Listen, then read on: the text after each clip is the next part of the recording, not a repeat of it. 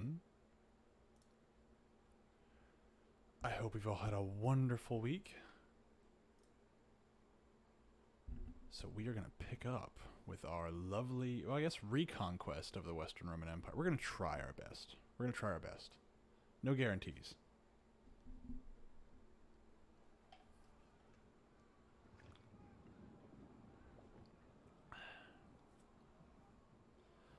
But I do hope everybody had a wonderful day. Let's see if we can have a fun Friday evening tonight. I like to think we can. I like to think we can.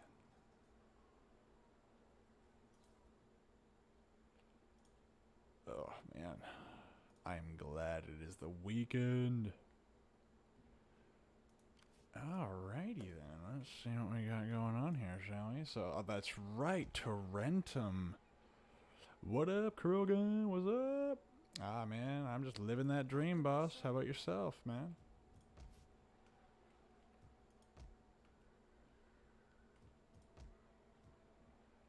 You gotta take stock of what happened last week, man. You know, it feels like a lot and yet a little happened. Ah, man. So let's see. I was hurting for money a little bit. I still am. Looks like that hasn't changed. Good. I'd hate for us to have lots of money in the bank. That would be bad. Oh, look at that. -1 personal influence, +1 personal influence. A nice big fat 0. But that's okay. That's okay. That's okay.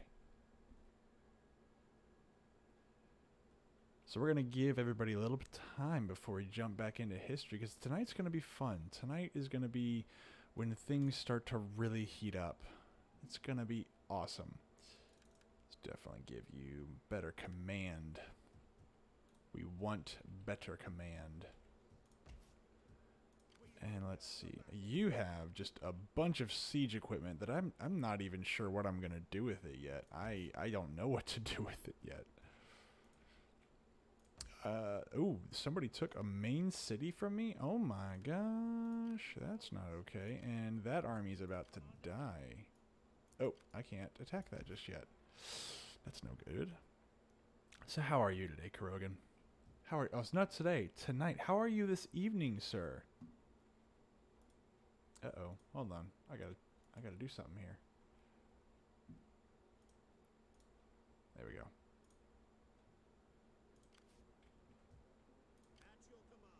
Let's see. Fokker, your legion is okay, it looks like.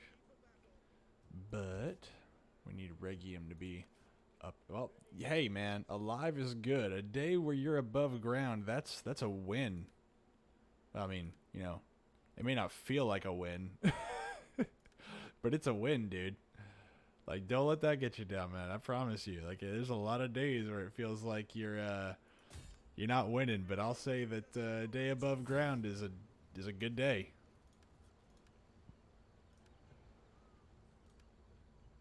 So let's see what they got. They got some Equites Promoti, some Ballistarii or Ballistarii, which I really need to do research to see if these people actually existed.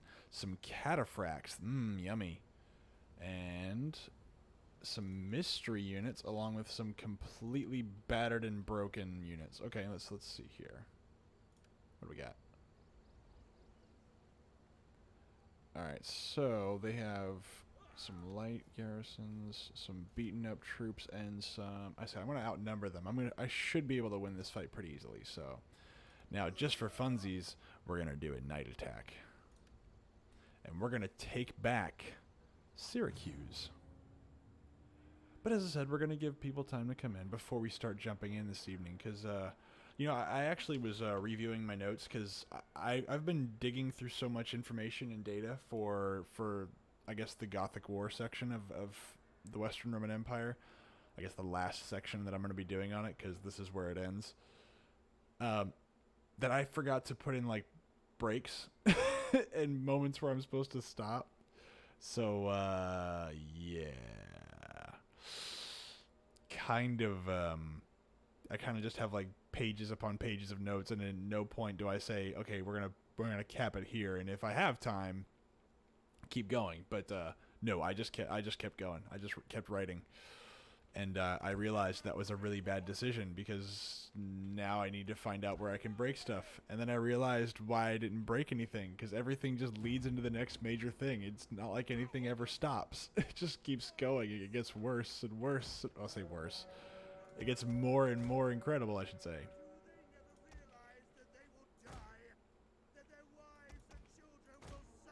Ooh, someone's giving a really awesome speech. Huzzah! Oh, hello. We have... They're coming at me from this direction. Okay. So what have you done this week, Kurogan? Anything interesting? Anything fun? Anything exciting that we should know? There's those cataphracts. Definitely get these guys up here.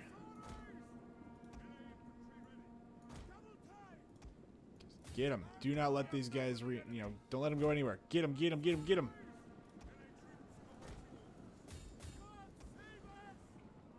Because, I mean, my week has been, it's been busy, and at the same time it hasn't been. Like, I've been in a lot of meetings, and the meetings are, well, all meetings are essentially a waste of time. But, you know how it is, man. Ooh, I got onagers I gotta deal with. I gotta take care of them ASAP. I cannot be fighting them.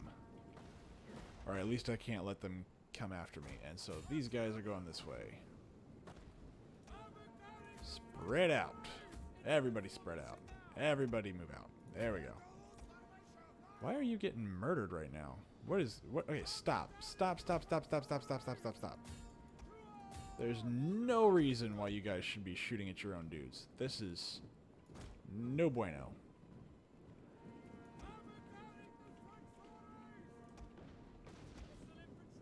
Keep going, keep going.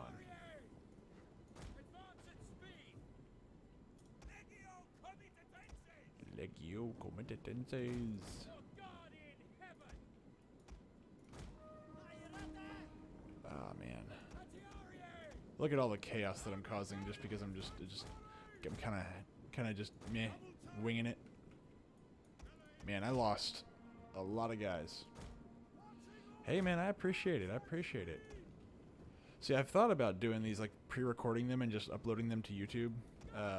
But I would need to put, I feel like if I was to do it that way, which I think might actually be a better format, I would need to spend a lot more time and a lot more energy on it, which I'm happy to do, but I don't know if I'd actually have the time to do it a professional, like, sit down and record myself, and that way I'm not stuttering and acting like an idiot. But I don't know. I'm still playing with it. I'm still playing with the idea. I'm slowly improving things, but we'll see. We'll see.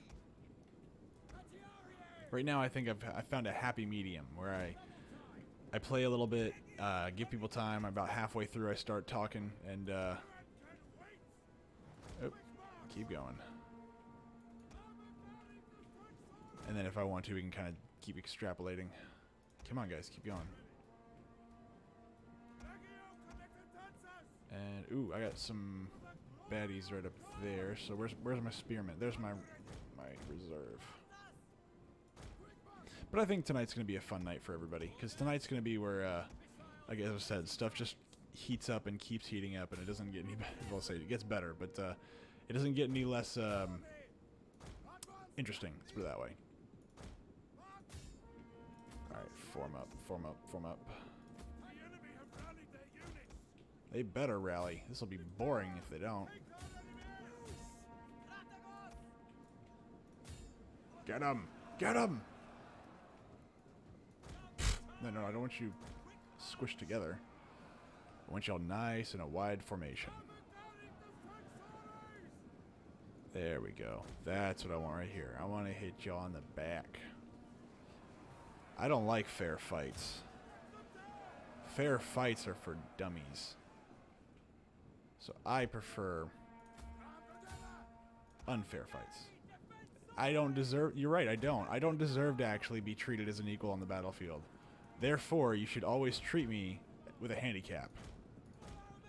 Not only because I might have one, But because I don't want you to actually fight fair. I want you to be just easy opponents. I want light casualties and massive losses on your side. That's what I want. That is the only way to fight fair with me. Wait, I had concealed units? That's news to me. Oof, y'all are getting beaten up. Oh, get your guys over here. That's what I need to do. Oh, that's why you have a... I have horsies. I have met horsies on the field. Alright, now move your guys this way. My horse, or my speary boys, my pokey boys. They should take care of most of those. And then move you guys up. Move you guys up. Yeah, too bad I'm not in any kind of real formation, right? I mean, that would be nice. What I should have done, and this is just to show how much I wasn't actually planning, what I should have done was actually split my forces up so I could attack from both sides, so I wasn't going to end up in a bottleneck like I'm doing right now. But that was what I would have done if I was smart, and I'm not. Yeah, they are. They're nasty. I genuinely wasn't expecting... I was expecting actually less resistance. There we go. Go, go, go, go, go, go. I wasn't expecting them to just bundle up right here. Because then again, I don't really get to do many assaults. I'm usually playing defense, so... Get them. But yeah, they've already lost. They just don't know yet. This fight's already over. Come on. Oh, man. Ooh, I actually do have an addendum to last week's stream, though. This will be fun. So, one of the things that I had trouble finding was, like, I had trouble finding a date that Belisarius married his wife. And the reason I say that's an important thing is because the only time I could find was, like, after the Gothic War, and I was like, that doesn't make any sense. And then I finally found out that it was like 2 years before he even went to Africa, and I was like, okay, alright, well, there's something. But I don't know why that date was so hard for me to find. I had to actually go searching in some random weirdo places for it, and maybe I just wasn't seeing it everywhere else, which is very possible. It's very possible I just missed it. I wasn't really focused on it, but I was assuming that somewhere along the line I'd read about it somewhere, but I didn't. So yeah, at this point in time in our story, they're already married. Even though I think for the longest time I was like, I have no idea when they did get married. Not that it matters. I mean, marriage to these people is more like a guideline, like a recommendation, not really like a rule. Oh yeah. Hey, thank you for following, Attila. I appreciate it. I'm really actually glad that alert works too, because I just made that yesterday. I'm very proud of myself. Thank you. Oh man, I'm really glad that I got that little noise in there too.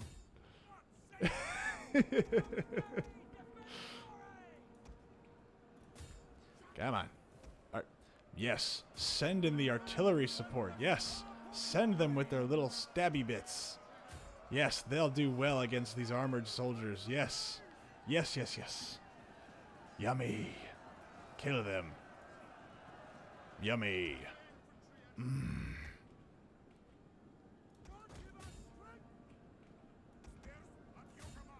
So let's see.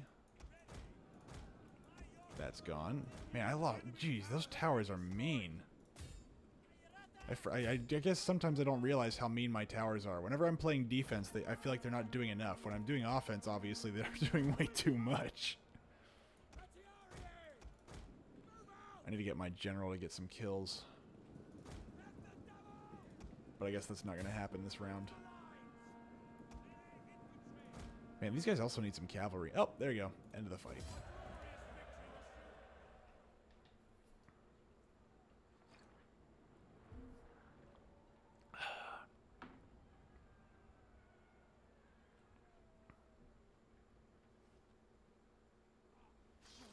There we go. Look at that, right in the throat. It's nice. It's nice. And we are going to... Should I loot it? Nah, I ain't gonna get anything. Syracuse is broke? I don't believe that. I don't believe that for a second, that the city of Syracuse is broke. I mean, I might believe it. It's not unbelievable. It's just weird. Now, my big issue... Oh, there's my army. There we go. Who's this? Lana. Alright, let's see here. We have... another turn, but we have some... hello, Exgulatores. Can I get y'all? When do I get y'all? Y'all look pretty mean and awful looking. You look like something I don't want to deal with. Ugh, the Huns. They're raiding. I don't like them. But I can't get rid of them right now because I'm not... well, I could get rid of them. I could go to war with them, but... I don't know. That's... it doesn't seem like a strongly wise decision. Ooh, horse archers. Ooh, are those level 2 horse archers? Ooh, level 2 horse archers. Okay, I'm buying y'all. I know I said that I didn't have money, and I don't. But I'm going to buy some horse archers because they're horse archers. And as for you guys, can I... no, I've already used your turn.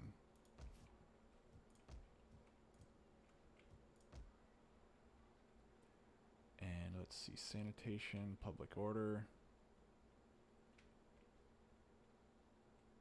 Fountains. But y'all's public order like +9. And y'all got lots of food. Lots of food. Okay, hold up. Maybe I should upgrade Rome. But not today. Ugh, y'all aren't doing too great either. Do y'all have reservoirs? Okay, so you're good. +8 to sanitation. What can I give y'all here later on? That'll be good for public order. The capital. I hope everybody's having, as I said, I hope everybody's having a good night tonight. We're about to start everything. It's going to be amazing. It's going to be life-changing. It's going to be life-changing. Your whole lives will be different after this one session. I can't promise it, but it will. Let's see. Let's get y'all over there. And I think y'all are good. Okay. Yeah, it's fine. Hello. That's... they were going to give me money to peace out. I'm good. That's an extra $1,000 next... oh, 1,000 gold next round. I will take it. I will take it.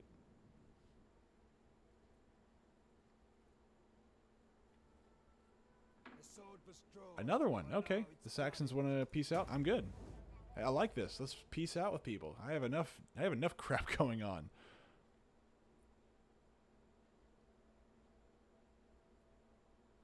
Ooh, and these guys are leaving. Fantastic. I love it.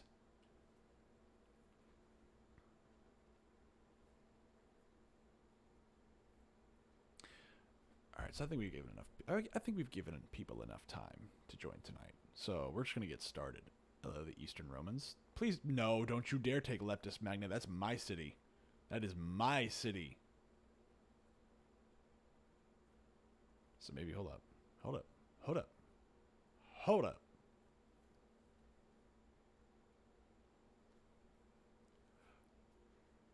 All right, so we're just kind of gonna review real quick about everything that happened last week. Is we discussed the horrible people that the Empress and Belisarius' wife was.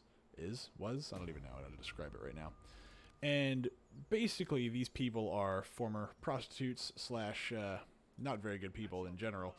And they have found their ways into the highest realms of power, which, as we know, really bad people that find themselves into near infinite... wow, I am in real trouble. Jeez. Nothing bad happens to these people. You know, as we all know, that when we have people that are really bad or very, very, just out and out diabolical people, I'll call them that. Nothing bad ever happens here. So they are doing their fun times, having getting to play politics like Romans do, and they're going to be using generals and armies and assassins and whatnot. But we're not going to discuss many of them because many of them don't actually pertain to the Western Roman Empire. But we are going to cover some of them eventually. I discussed a few of their horrible things last week, where Theodora, the new empress, I say new empress at this point in our story, she's not new anymore. She used to be an actress, and she lovingly showed her girly bits in front of the entire Roman populace on more than one occasion, and has serviced said population on more than one occasion, which is always fun for the new empress. And actually, at this point, she's already had a few people killed. I just haven't talked about it because it's more of the East. She's a terrible person. And then we have Antonina, who is now the loving, loving wife of Belisarius, who literally wrote a letter to, I forget who, but she writes a letter to somebody saying that the only reason she's going with her husband to Africa is because she doesn't want her husband to realize what a terrible person she is. At least she's honest about it. But as of this point, Africa is now safely back in the hands of the good old Roman Empire, or at least what they believe to be the Roman Empire. And this was actually not the original plan, believe it or not. As much as Justinian was really a power-hungry maniac, and he did not intend for the African continent to actually go under the realm, or go under the direct rulership of the Eastern Roman Empire. They actually were truly anticipating that... Oh, hello. What are y'all? What is this? Bigger armations? Alright, can I just siege it? I can just siege it. They were just expecting to put it back in the hands of the former Vandal king. That, of course, doesn't work anymore because they're all dead. And with the Vandals gone and the entire continent ravaged by war, it's essentially useless to the Empire. So, quite literally, there's only a few major battles, but those battles, unfortunately, caused a lot of disruption and death. And I only discussed one of them last week because there's only one real decisive fight, and it was very early on. The rest of it was mostly raiding parties and just minor assaults, because the actual continent fell really quick. The entire campaign lasted less than a year, like I said. But it's important that we review it because everything starts moving really, really fast after this. So last we left off, as I said, now the entire continent's essentially in ruin. And Belisarius is now acting as the interim governor, which he technically has a right to do, or at least it would be the responsible thing to do, because he just conquered it. And the original plan, the Battle of Ad Decimum, or Decimum, depending upon your decision to how you translate, or I guess pronunciate, not really translate. And what we have now is we have a completely ravaged nation with no leadership. So what Belisarius does is, in the meantime, he sees a gap and he decides he's going to fill it. Waka waka. And because of this, people start having whispers in the capital. And these little whispers start making their way to Justinian. Now, normally, there's always whispers. There's always whispers of conspiracy. There's always whispers that somebody somewhere is going to overthrow the emperor. That's how usually people end up getting killed. But Justinian is a good friend, or at least he's a good general at the very least. I don't know if I can say friend, but he's a good general to Justinian.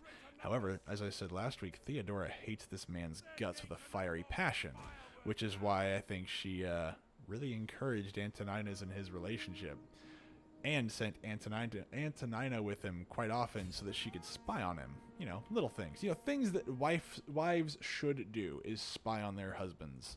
That's how you know they love you. At least that's how some people think they love you. I don't know. And, see, that's a good question. I can't find out why. I never did. All we know is that she hates him. My guess is because he has a lot of influence.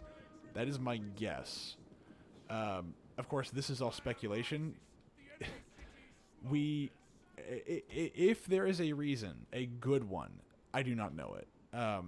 But Theodora's personality I'm piecing it together based on what I would believe to be realistic. Remember, she grew up as she grew up as a high class prostitute. She grew up as a prostitute that serviced high class men. and she was an actress, and she was power hungry. So I can only imagine that a man who is not only a general, but a general who has just single-handedly and accidentally conquered the most difficult nation that has never been able to be reconquered by the Roman Empire, and he did it in less than a year. If there is ever a threat to Roman power, it is a general that is not only effective and efficient, but someone who's charismatic. And Belisarius had a lot of followers. A lot of them. And it's one of the reasons why Justinian decides to give Belisarius a trap. And that's where we left off. So Justinian basically offers Belisarius the ability, the right to govern Africa and just keep being the governor, or to return to Rome. And the thing is, this was a trap. And that trap was essentially to be, if he decides to stay in Africa, the whispers of betrayal, of him wanting to start his own empire in Africa, they can then say were true. They were real. And then he'd have to actually kill Belisarius. Justinian, that is. If he comes back, then he's a hero and he's not a traitor. So Justinian sends him that letter, and of course Belisarius says, "Okay, I'm on my way back, but I'm gonna basically set a few things up here, make sure it's stable enough, and then I'm coming back." The only reason he actually left Africa was because the emperor was basically jealous and scared of his best general. By the way, somebody who's never shown, as far as I can tell, any sign of disloyalty whatsoever. So Belisarius comes back to Rome, or I'm sorry, not Rome. He comes back to the Eastern Roman Empire capital in Constantinople. Excuse me, 1 second. Yeah, envy gets. Well, look, here's the thing, though, is the fact that if we look at Roman history, Justinian is not wrong to do this, right? Roman emperors usually did not last long if they were not as popular as other generals. And generals that tended to give the territories to the people, or at least expand the empire, they were usually way more popular. Because, again, they brought home glory, wealth, and power. And, by the way, their emperor is just sitting on the throne doing what? Why is he not doing this? You know? And, again, the Vandals at this point had held Africa for over 80 years, I think. Nearly 100. I think it was pushing towards 100 years, or it was 80 years. I can't remember which. But it was a long time. Now, by comparison, the Vandal Kingdom didn't last very long, but they lasted quite a while. I mean, against the Roman Empire, they did a pretty good job. Let's see. Let's get the rest of you boys and girls inside. I guess really just boys, not boys and girls. Despite what Creative Assembly might want you to believe. Anyway, back to the story. So Belisarius comes home, but he doesn't just come home. He comes home with all the wealth of Gelimer, the usurper of the Vandal kingdom. So he brings home tons of gold, tons of silver, tons of trophies. I think even old trophies that were taken from the Roman capital back during the first sack of Rome. So you would almost be able to consider some of these things almost like holy relics. He brought them back. Again, more proof and more reason for him to be very, very, very popular. And so actually Belisarius ends up getting the first triumph pretty much that's ever happened, as far as I know, in Constantinople, and the first triumph that was not by a Roman, or not for a Roman emperor, which is a big deal. That, again, reconquering Africa was a massive, massive deal. It's I can't even think of a different. I can't think of something of today that would be that big of a deal. I just can't think of it, because really we don't conquer and then keep anything nowadays. You can argue if that's a good thing or a bad thing, but I just know we don't conquer and keep anything. So they do this triumph, and they're marching all through the city, and with him is Gelimer. Gelimer is clothed in royal purple. And as they are marching through the city, block by block, not town by town, block by block, house by house, slowly but surely they come upon the Hippodrome of Constantinople. And as they approach the Hippodrome, in his, I guess, the Emperor's viewing box, sat the Emperor. sat the Emperor.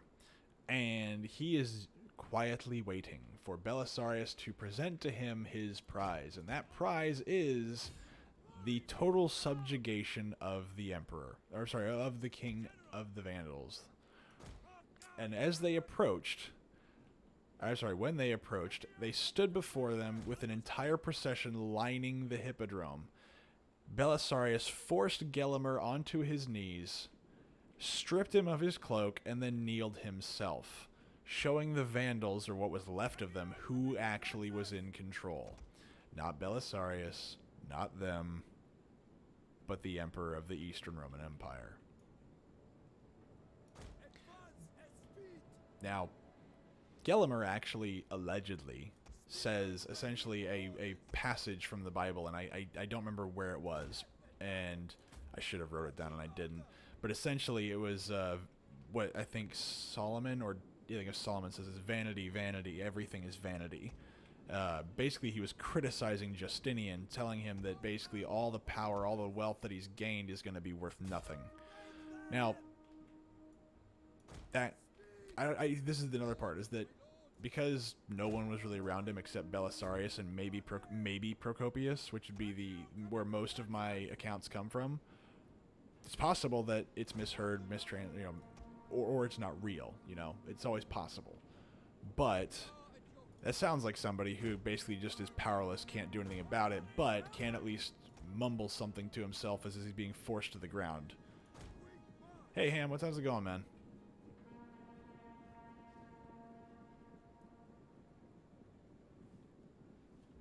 Now, the next piece of this is that Justinian has now been given a real taste of conquest. His first attempt at conquest, which was by accident, was real good. He liked it.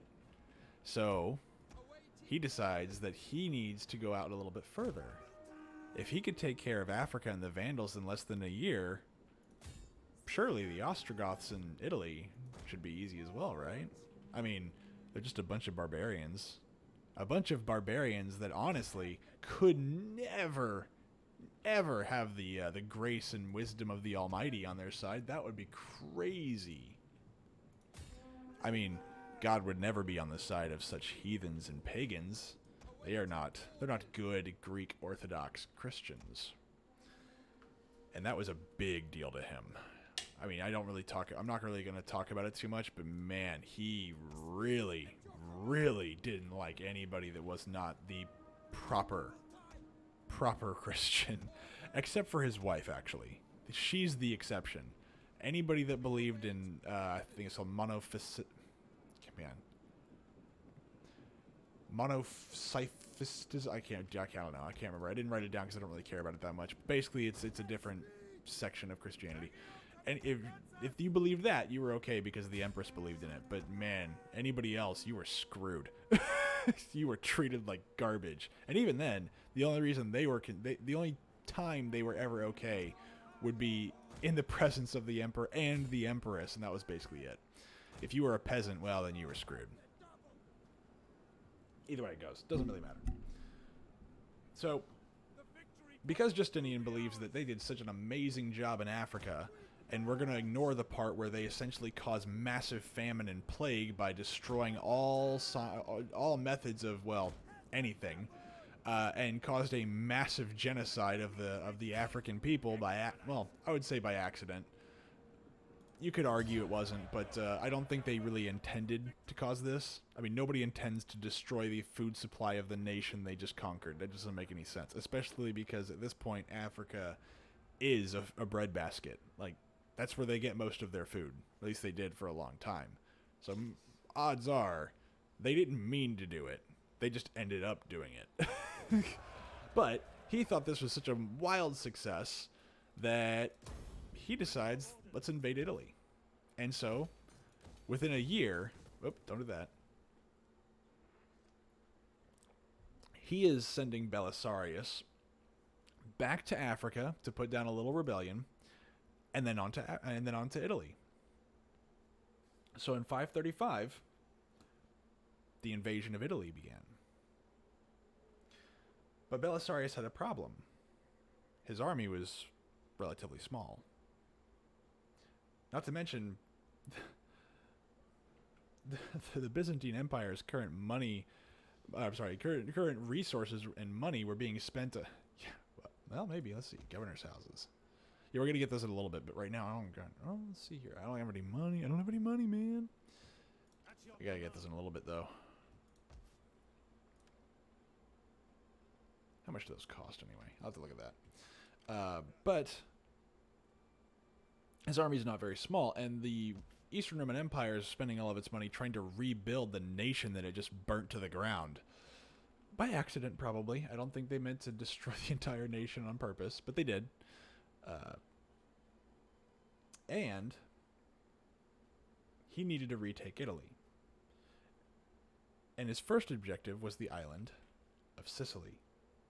If he could take the island of Sicily, he could use this as an island. He could use this island as a springboard. I will let you help me. You know what? This backseating is allowed here. Let me see here. Let me make sure I'm not missing anything. And you're going that way. Okay, hold on. Are you damaged? You're not damaged. So I need to get you guys up here as fast as possible.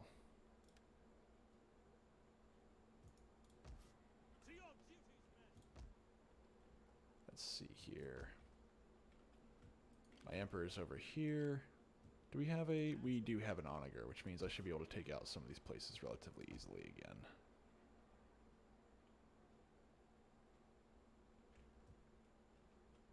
I can't get rid of all my military in Africa just yet. I have to clear out a few things first.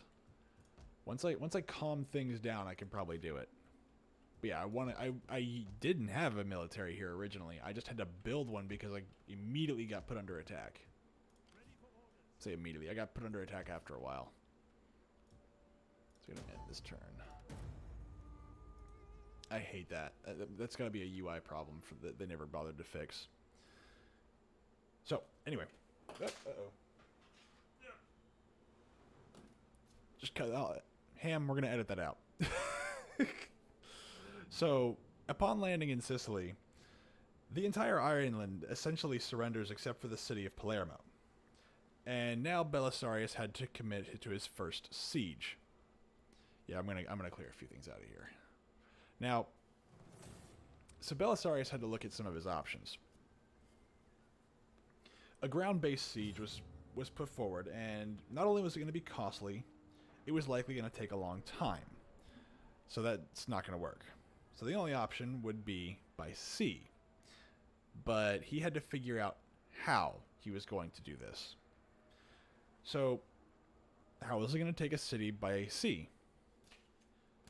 So, was he going to move into the city and land troops? No, that's not going to work. Was he maybe a direct assault from the ships? And he realized that's probably not going to work very well either. Ooh, this is an open one. Okay, hold up. I need to focus on my defenses for a second. I can't just ignore this for a moment. And here, and here, and here, and here.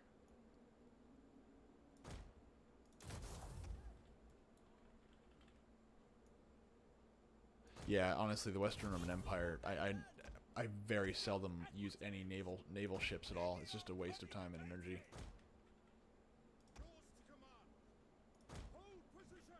And my cavalry, I'm going to send you guys out here.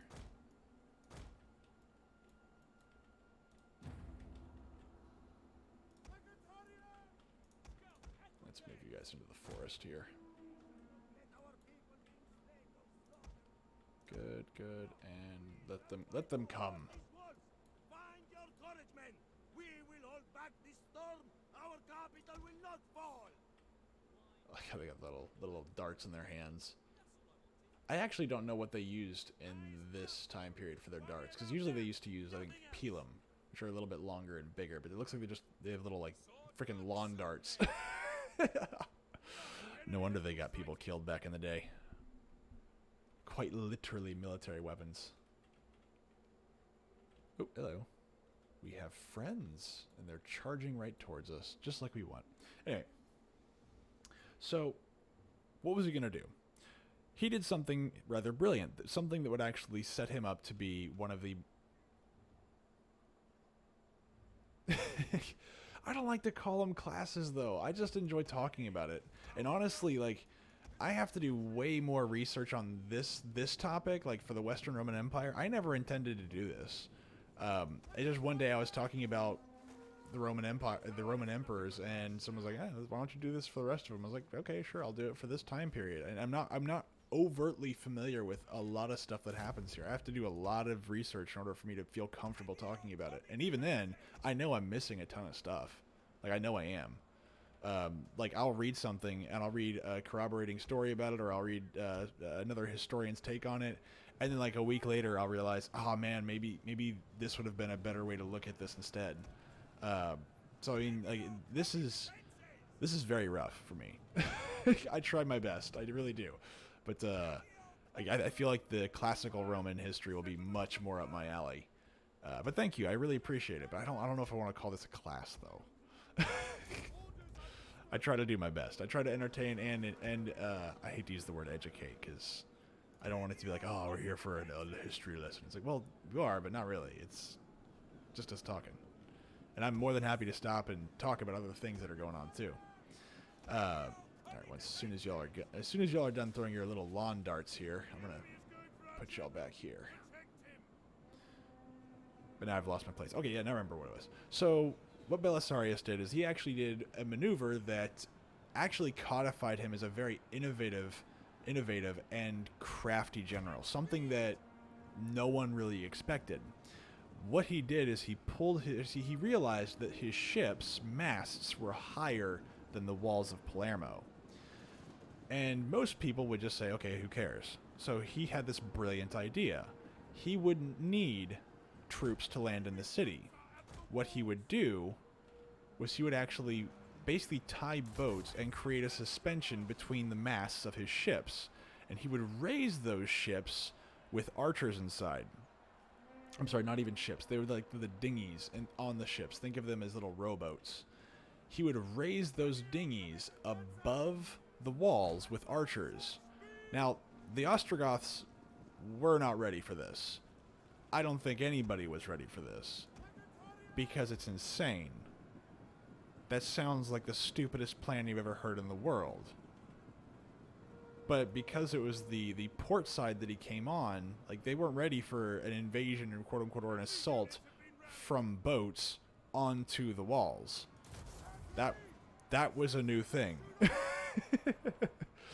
The Ostrogoths were, like, quite literally just kind of hanging out, and then all of a sudden, slowly, you just kept hearing heave ho, as these guys, these archers start kind of slowly just jutting themselves above the wall, to the point where now you've got a bunch of archers just pointing arrows at you. They fired one volley, and then everybody on the wall surrendered because they weren't ready for it. It shattered the defense. And then the archers hopped on the wall, and that created a beachhead, and then they just flooded the city with soldiers, and that was the end of it. The city fell with pretty much no casualties and an immediate surrender.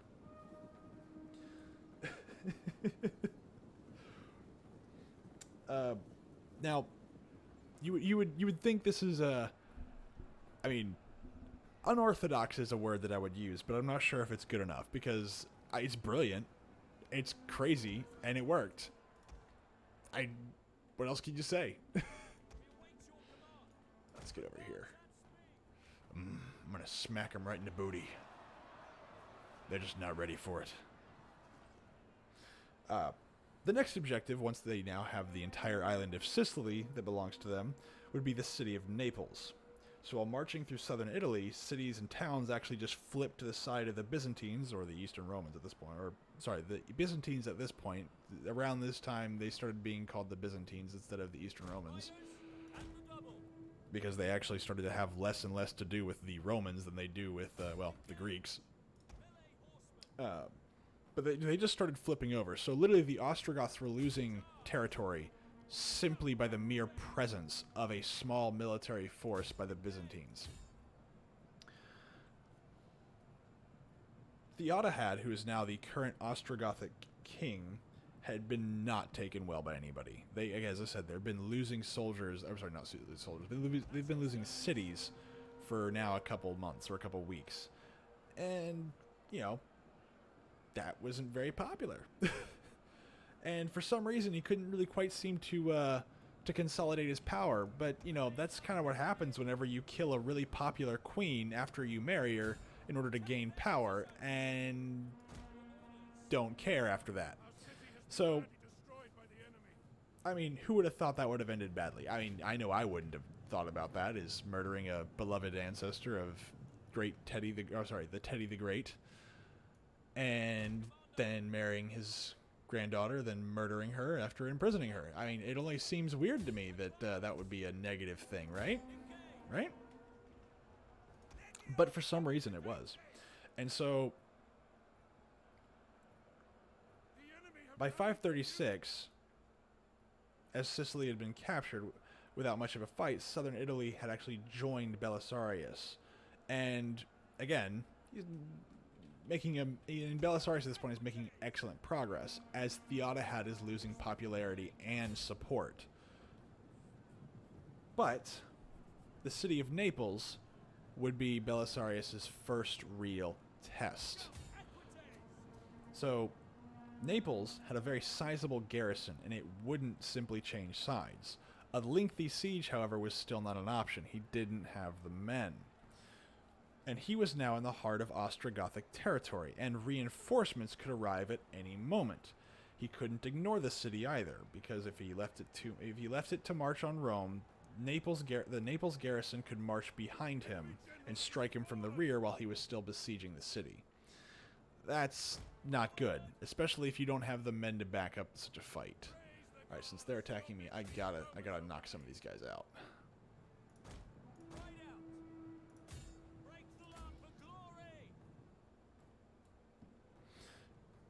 Unlike Palermo, I'm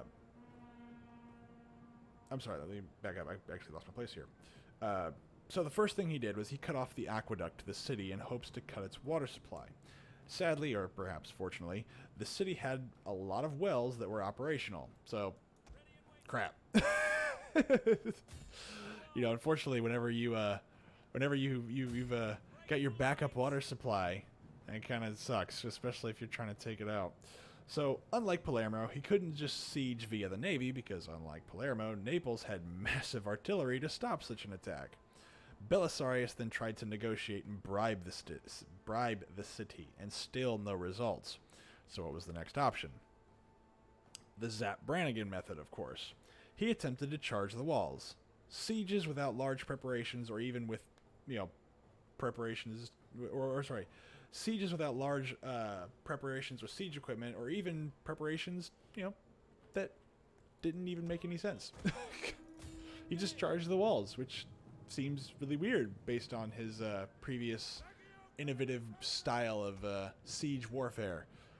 But as we all know, those things tend to fail.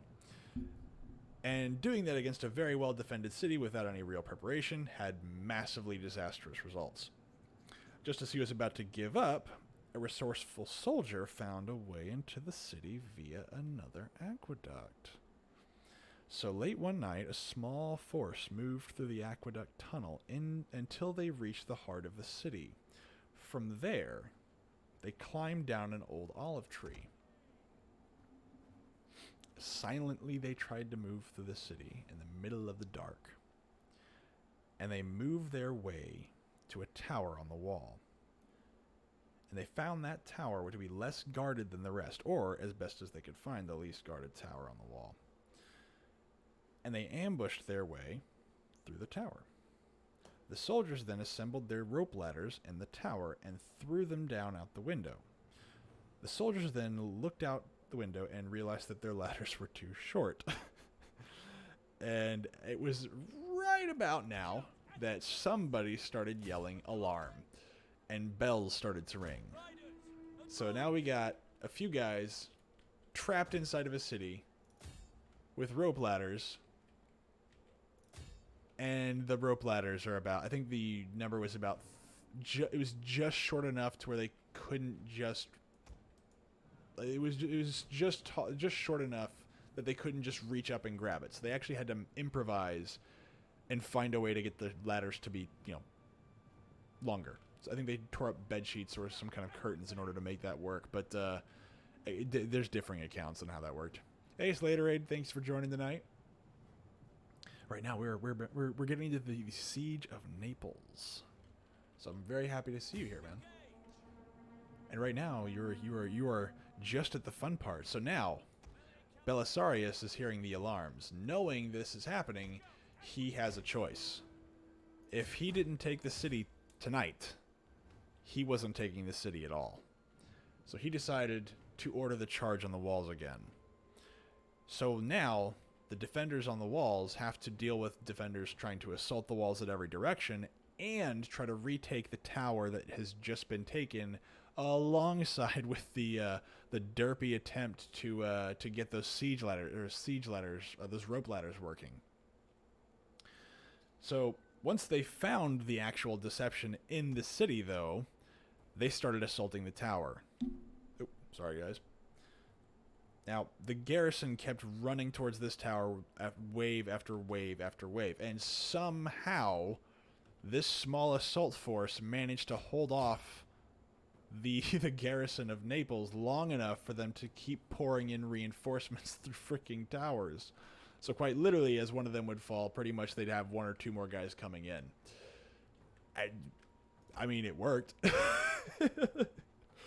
So the fighting lasted until the morning, and there are reports that one of the stealth detachment managed to get soldiers into the city and establish a beachhead. The fiercest resistance came from the Jewish sector, which sounds kind of weird. But the Jewish sector was fearful that the Byzantines would persecute them if they managed to take the city. They weren't wrong. The problem here is that when a bunch of really pissed off soldiers who just got their butts handed to them the other day and have been fighting all night and day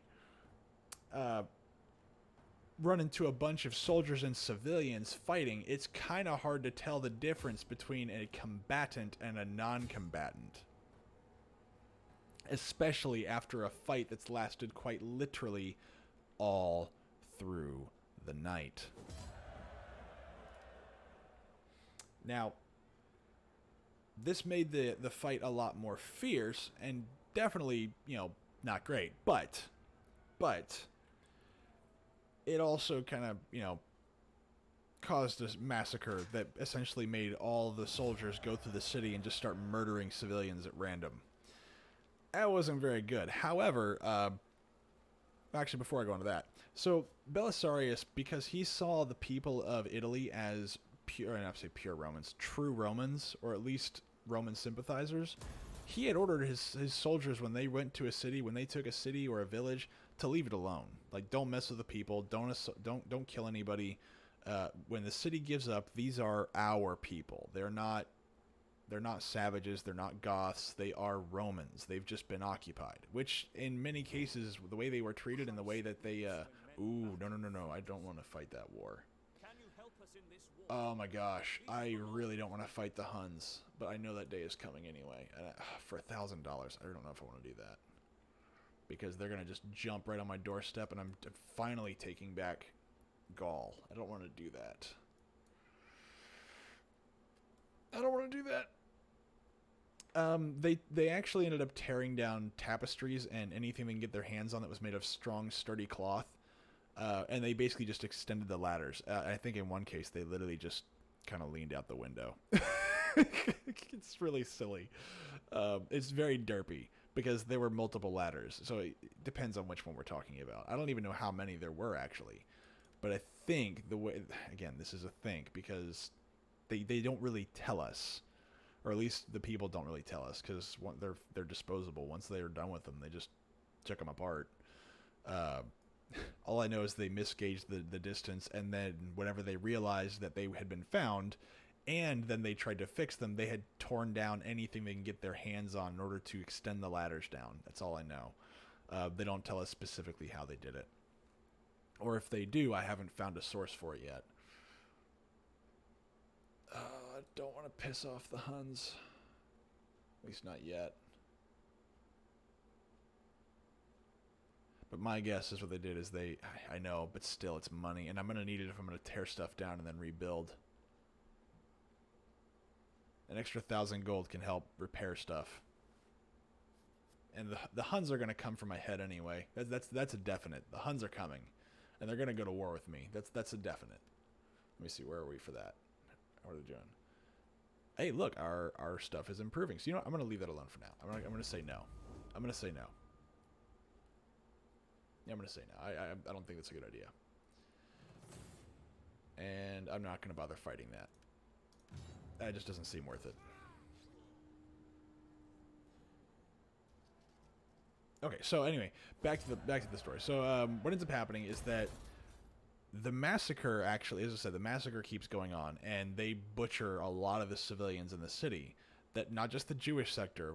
As soon as they start entering or experiencing civilian resistance, the soldiers basically, according to the account, the soldiers then couldn't tell the difference between an enemy soldier and a civilian. There were, the civilians would come at them with anything they had: knives, pitchforks, clubs, and the professional soldiers would come at them with, actual military equipment. And they just couldn't tell the difference, so they just started butchering the populace, like I said. Now, Belisarius did not like this. He was actually very unhappy with this. However, this may have actually worked in Belisarius' favor, because very soon after this, word started spreading that if you didn't join the Byzantines, they were going to butcher you. Now, obviously, this was probably untrue. I don't think Belisarius would have butchered anybody based on what we know about him. I don't think that's going to be the case, but it scared the living crap out of everybody else. And so, pretty much, southern Italy just started falling right in line really fast. Let's get you over here, and let's get you over here. I don't think they're going to come at me from any other angle. Let's put you guys right there.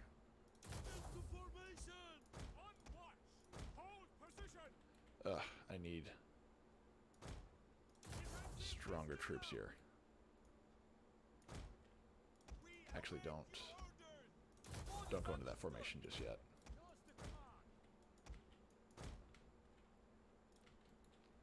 And those are battering rams. Okay. Lots of boaty boats. Go, go, go, go, go! And I got onagers to deal with. Okay. So, basically, at this point, Ostrogoths have been losing territory after territory after territory, and at this point now, even the Roman clergy is starting to side with the Byzantines, and the Byzantines haven't even made it to Rome yet, but the Roman clergy are starting to side with them.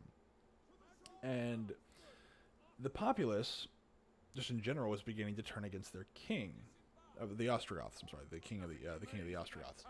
They're beginning to turn against him, going like, well, Theoda is not protecting us, and he's losing city after city, and he's not doing anything to stop them.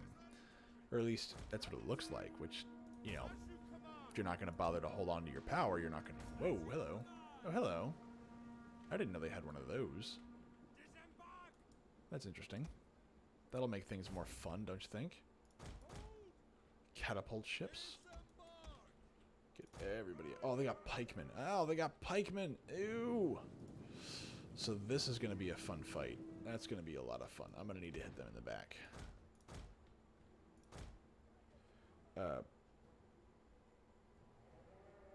So while Theodahad was on his way to Ravenna, he was attacked by his own people, and he didn't make it. And his replacement would be found in a man named Vitiges, or Vitiges, or 1,000 other ways. I found a way to say this stupid guy's name. I literally was sat there for about 2 hours one day trying to figure out what I wanted to call this guy, because there's like the Greek pronunciation, the Latin pronunciation, then there's the normal pronunciation, I guess the one that we agree with. Like they've written this guy's name down in like 5 different ways, and they're all similar but not the same. It's probably one of the more infuriating names I've been across. At least with like Theodahad, there was like Deotahad or something silly like that. But they sounded right. They looked right. With Vitiges, it's like Witiges, Vitiges, the Digis. It's like, which one is this? Like, there's one for every freaking continent. I didn't like it. I can't even remember all of them. I just chose Vitiges because it seemed the most common sense one. But that's not important right now. Y'all aren't here to discuss my my frustrations with finding out pronunciations. Or maybe you are, I don't know, but I doubt it. Alright, guys. Okay, those... Get them. Okay, so we got it. We need to take those guys out right now. Sorry, I need to focus on that because those frickin' pikemen are going to be the death of me. Oh, hello. I did not know you all guys were sitting here. Charge. Charge, swordsmen. Charge them all. Wait, we're winning? How are we winning? Oh, wow. That's nice. Aha! Now everybody get up here before we all die. No, no, no, no, no, no. Crap, crap, crap, crap, crap, crap, crap. That's not good. That's not good at all. Okay, hold up. I cannot do this story if I'm going to get killed, which is exactly what's about to happen. I refuse to lose this city. I will not lose this city. And you're out of... Well, you're not out of arrows yet.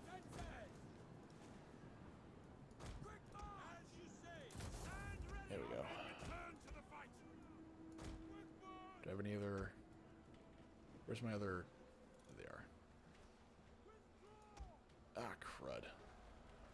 Yeah, y'all are gonna die. But that's alright. Go, go, go, go, go, go, go, go. So many bad people. They're coming to get me. Slaterade! Kerrigan, save me! Ham, save me!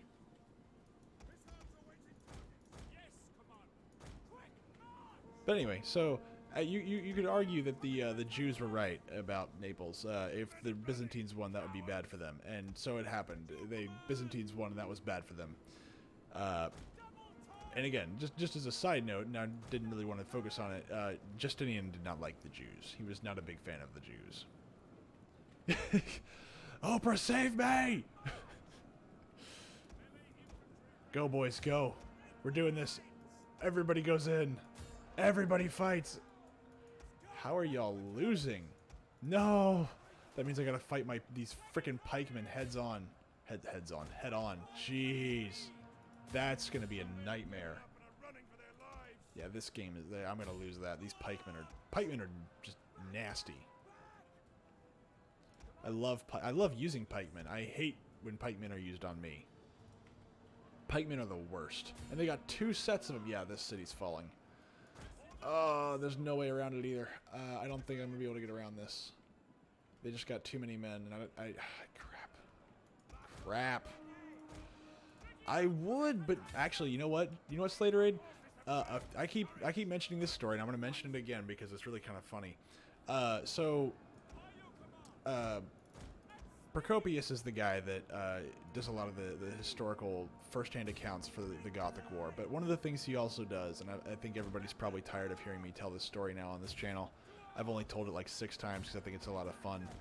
Is he actually records, as far as I know, one of the first real sea monster like encounters, like that has actual evidence to it. And one of them was a giant whale, and I'll show you where he found it. But it's basically in a little strait next to Turkey, well, modern day Turkey, but Constantinople. And essentially what this thing would do is it was this massive whale that he didn't even believe existed. Most people in the upper echelons of society, the ruling elite, did not believe this thing existed. They just thought the peasants were stupid. And so what happened is that every couple decades, so like it would disappear for 10 years and then come back. This thing would literally destroy and sink ships, and there were stories that it actually ate ships whole. Now, I don't know if it ate ships whole, but what would end up happening is this massive F-off whale would actually show up and destroy boats and eat people and ships. So the thing is that nobody knew when it was around.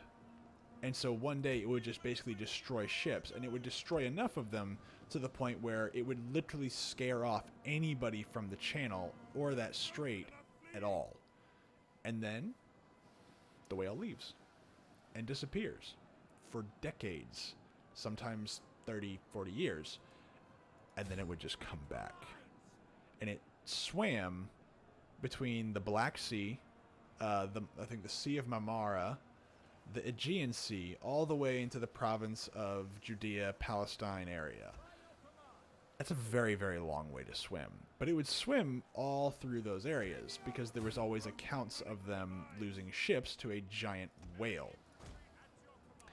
I thought that was very, very interesting. Now, the reason why I bring that up is because he eventually basically witnesses, or at least has a first-hand account, or someone had a first-hand account witnessed this whale beaching itself by accident. So one day there wasn't a lot of rain, I guess, or something, and the channel is a little bit shallower, and while he's hunting for food out there, he beaches himself, and then the tide rolls back. The people of the towns were so terrified, they literally carved it up into pieces while it was still alive. Which is pretty barbaric if you think about it, but at the same time, this is the monster that, you know, has been killing your family, your friends. Like, your grandfather was telling you stories about this thing and warning you about the monster in the channel. And this thing was so massive that it fed not only the city that it was next to, but the surrounding cities for months. One whale fed multiple cities for months. That's insane. That whale must have been massive. And they're not the only people that have had those stories, and actually those stories still exist. Whale! I'll show you where they actually found it. Come here. There we go. So what it would do is it would come over here, swim over here for a long time, and then it would actually swim right through here. And this channel's, it doesn't really show much, but this channel's not quite this is not quite right, but it's close enough. And it would swim through here, and so what peasants would do, I say peasants, what people would do is they would actually ferry across the short paths right here, and of course right here. And basically what the whale would do is if it saw a big passenger ship, it just saw food. If it saw a fishing boat, of course, back in the day, fishing boats, what they would do is they'd cast these large nets out, catch the fish, reel it in. And so what the whale would do is it wasn't necessarily looking for the boat, it was looking for the fish. And we don't know what kind of whale it was, but it would then wait for the boats to get the fish, and then it would attack the boats. That's what there's a lot of reasons to believe that anyway. So the fact that it happened and Procopius was like, oh, so that's a thing. So that happened. Hello. We will accept his offer, and we are now... Crud. I don't have any way of engaging these people, except for maybe... Can I give these people positions?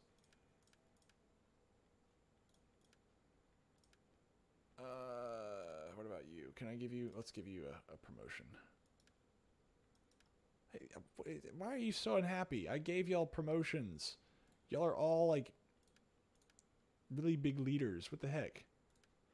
But anyway, I just thought that was funny because, you know, mentioning Jonah. And people are like, oh, there's no way the whale would eat somebody. And I was like, yes, there would be. Don't be dumb.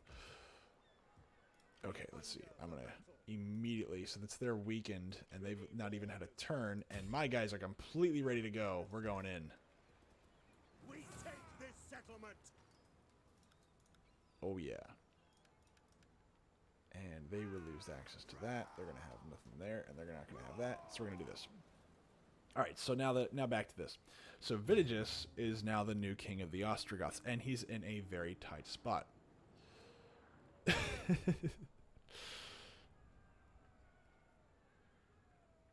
Ooh, that's a good idea, Krogan. I didn't think about that for some reason. I don't even know if I can do adoptions right now, but we'll look at it in a little bit. Ooh, rain. Rain is good, right? And how do we want to assault this? Do we want to assault? I think this way is probably going to be the best way.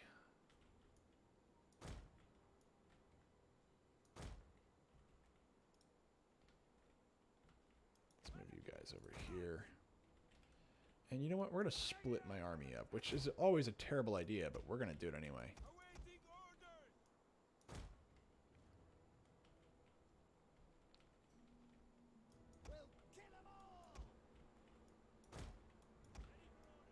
And we are going to go in from the side here. And they shouldn't have any reinforcements because it's a night mission. So this should be a very, I wouldn't say easy, but it should be easier.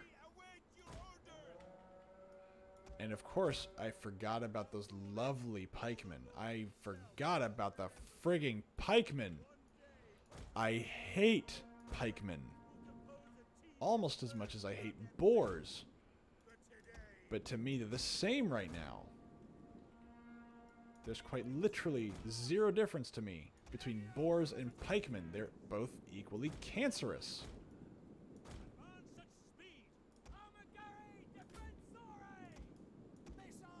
Ugh. Anyway, so Vitiges is not in a good spot, and the Byzantines were just taking over Italy pretty much.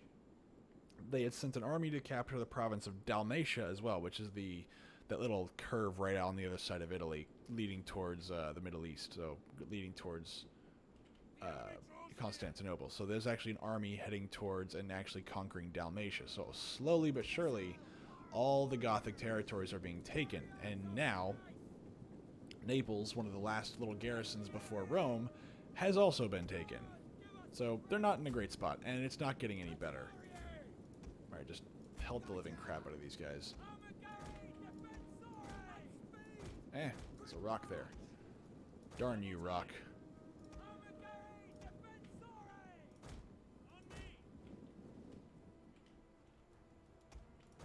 Alright, let's see if we can push our way through here.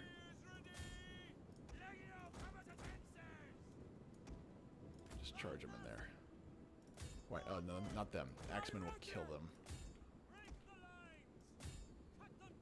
They're already in that defensive formation, aren't they?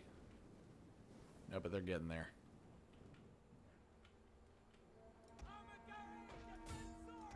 Guys, what are you doing? Shoot them. Go after them.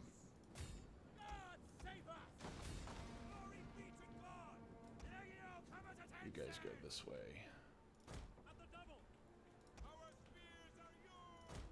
And this should be an easy fight, but I feel like I'm taking a lot more casualties already than I should. Alright, just turn off skirmish. I didn't think they were actually going to charge out and meet me.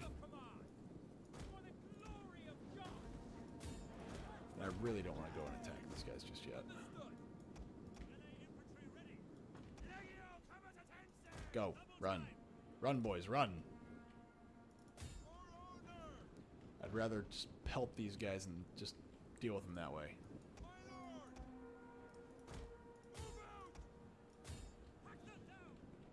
Come here. They got horses. Yes. And they're probably going to need more help. Just in general, they're probably going to need more help. Anyway, now, so at the same time, the Franks, our dear friends the Franks, grow some balls. Back in the days when the lovely French actually had a pair, they invaded northern Italy, seeing as how the Ostrogoths had managed to piss off the Byzantines enough to have a full-on invasion. They figured, hey, they've lost Dalmatia, they've lost Sicily, they've lost southern Italy. Let's help them lose northern Italy. And so they invaded the north. Vitiges is going, okay, well, I can't take on literally the whole world, so he leaves a small little force in. Hold on, I gotta make sure I'm not missing any other sieges here. I feel like I'm missing a siege. In the back of my mind, I'm feeling like I'm missing a siege. Someone somewhere missed a siege, and I know it. All right, go. Our men have given up and are running for their lives. Who? Why? We're winning. Oh, those guys. Okay, maybe you're not winning, but that's fine. Charge. Jeez. I have to pay attention to this for a little bit more than I thought I was going to need to.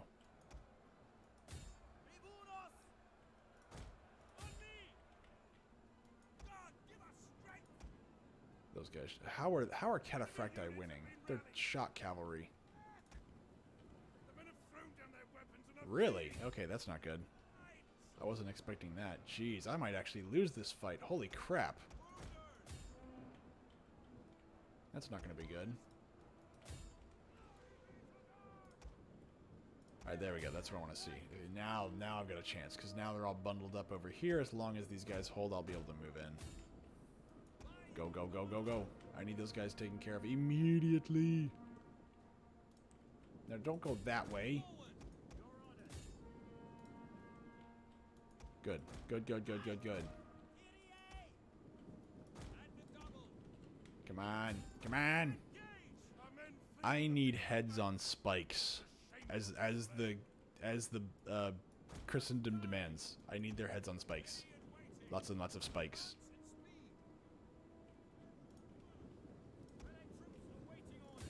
Or maybe I'll just give them the good old-fashioned bronze bowl. Maybe I'll give them that, because it'll be fun. Alright, that's all I got over there. So they're going to be dead soon. Very good.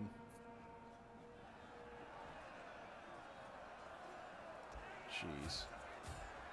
Am I winning this? Yeah, they're losing. Wow. Did they not use their pikemen right? I mean, I had to fight them head on. There's no reason why they should be not murdering a lot of my infantry. And who's missing? There we go. So let's go take on these guys. Slingers. Why are you guys over here? I hope so. Brought a lot of soldiers to get killed out here. I lost a lot of guys. See, my split up, I was hoping to do a little bit more damage than what I've actually done. However, I mean, it worked, so whatever. Just didn't work as well as I was hoping. I completely forgot about the pikemen. I forgot about the frickin' pikemen. Should never forget about the pikemen. Alright, so, the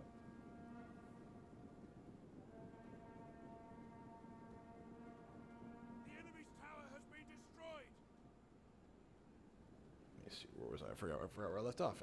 Vitiges is taking control, and he is leaving a force in... That's it, Rome. So now we're on, now we're on the siege of Rome. That's right. I forgot. How could I possibly forget? The best story of the Gothic War. I forgot we're already there. Because that's how fast things moved in this fight. So, Vitiges knows that he needs to protect Rome. However, he can't leave the Franks all by themselves. If he leaves them, he's going to have a big problem. He may keep Rome, but he'll lose the rest of the country. So, he leaves a relatively sizable garrison inside of Rome, hoping to, at the very least, stall Belisarius. Because as of right now, it doesn't seem like anything is.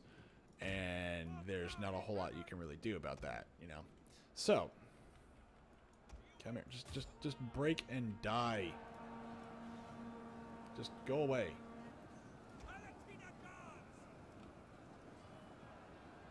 And so, anyway, but the problem is that, like I said before, remember whenever he, Belisarius' troops, although he didn't want them to do this, when they massacred Naples, that word spread.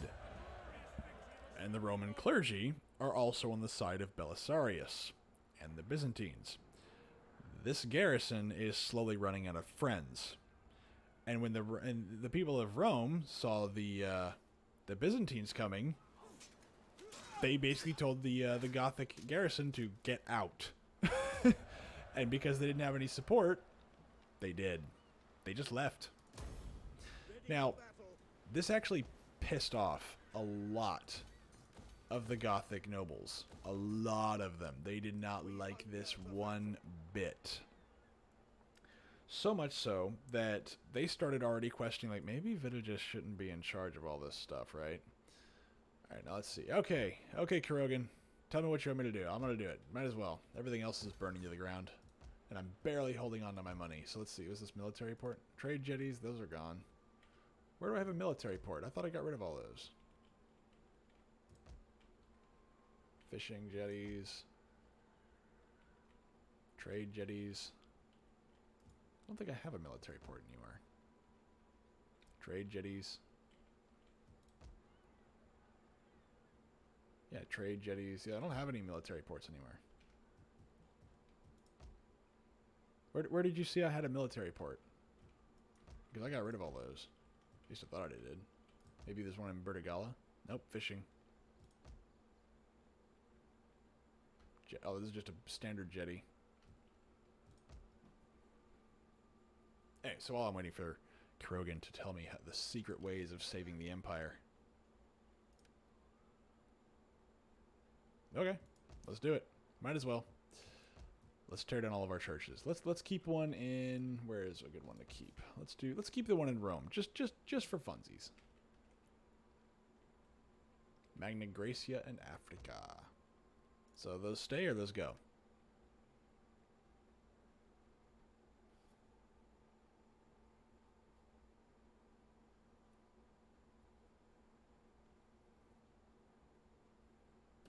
Anyway, so now here's a little fun fact, a little fun side story. So when the Byzantines came to Rome, there was one Goth that refused to leave his post. The garrison commander, Luderus, refused to abandon his post for defending the city of Rome. No, I don't see it anywhere. And Africa's got a trade jetty, and Magna Graecia, where is that?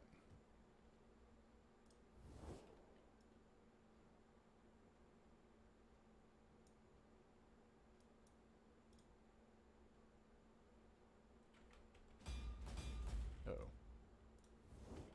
Oh, the settlement. Okay, let's see here. Leptis Magna, Market May. Oh, hello. I don't see any. Oh, I take out that city. But yeah, this is trade jetty, so I don't think that's it. I don't think that's it. But that's all right. I think I already took care of them, so we're good there. So let's start tearing down churches. I know, sacrilegious. Sacrilege. Anyway, so Luderus felt honor bound to stay in the city, and as such did not leave his post. So Luderus stood, clad in his armor, standing in wait for Belisarius, and when Belisarius arrived, Luderus was captured and was sent to Constantinople to present the key to the gates of the very city he would not abandon. What becomes of him after this is unknown. So here, in 537, Rome had fallen, once again, and not a single ounce of resistance had been offered. But not everything was going to be easy for the Byzantines. Belisarius' force wasn't very large. He'd brought fewer than 10,000 men with him, and Vitiges could field armies of 50,000 and receive reinforcements. In reality, Belisarius had no real strength to defend the city, especially not against such numbers. Vitiges was at this point getting raised eyebrows and criticism that his way wasn't working, and people blamed him for letting the eternal city of Rome fall, like this was something that had never happened before, despite them occupying the city. Vitiges, being a man with at least a little bit of memory, reminded his critics that Rome had never actually withstood a siege. Every time an enemy was at the gates, the enemy entered said gates, and when he moved on the city against the Byzantines, it would be no different. Let's see. Africa's second city. Alright, let's see here. Oh, hello. Yeah, you're right, man. Let's do trade jetties. Insular Occidentalis. Where's that one? Where are you? Tarquinius, Aquitania, Lucidinus.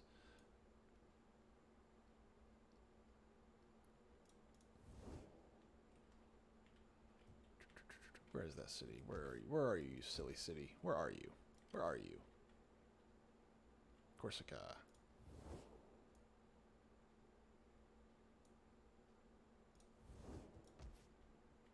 Oh, where are you, little bugger?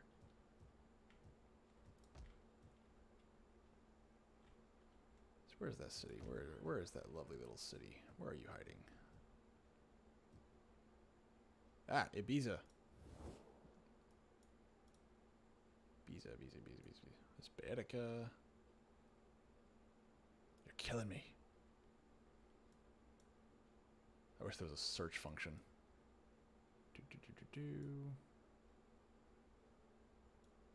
Where are you? Narbo, Genua, Ravenna, Verona, Aquatea, Mediolanum, Corellis, Ajax, Rhegium, Syracuse. Where's Corsica? Ibiza. Ibiza, I don't recognize the name. Palma.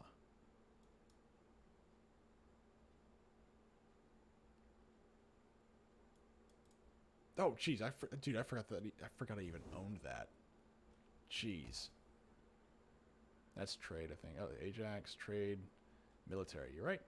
But see, I'm already out of money. I've already burned my cash. Let's see. Let's tear down some churches then. Let's see. Carthago, we're going to tear you down. Leptis Magna, tear you down. Latin, tear you down. Tear you down. Tear you down. No, I guess I could do that. I could tear that down. I could tear it down. I completely forgot that I even had this. Like, I forgot that I even had that city. I never use it. Fishing. Bye-bye. I'm trusting the entire thing to my dear friend Kurogan.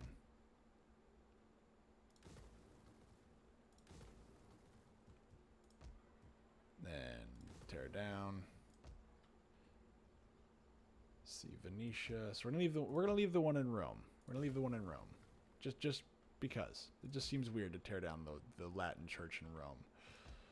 Okay, so let's see if I can attack anybody here. I know you guys are there to just keep the peace as best y'all can. It's not really working, though. Oh, and I forgot about you guys. Okay, so you're going. And I think that's all I can do there. And let's see. Can you attack Alcipio? Ready for battle. Laying siege to the settlement. We're going to siege take that one. this settlement. Alright, sure, why not? By decreasing relationship. The Geats. And the Visigoths. For some reason, the Visigoths don't like me, but I kept kicking their butt earlier, so they seem to not like me. Anyway, so, battle statistics and military might, the fight would be impossible for Belisarius. Active soldiers alone, he was outnumbered greatly. To make matters worse, his own soldiers and citizens also believed that defeat to be a real possibility if Vitiges came to actually attack the city. And once Belisarius told his soldiers he intended to hold the city, the fear of defeat turned into hopelessness. How could a few thousand men hold this city against an army of 50,000 plus? Okay, let's do this. They're deteriorating because I didn't go to war with them. Anyway, Belisarius knew these obstacles and so set about preparing the city as best he could. A defensive ditch was dug around the massive city. Water and food were collected for as much as they could, and probably the most necessary part, Belisarius ordered several of Rome gates sealed and walled up to ensure he would not receive the same treatment that that they treated the Ostrogoths as before.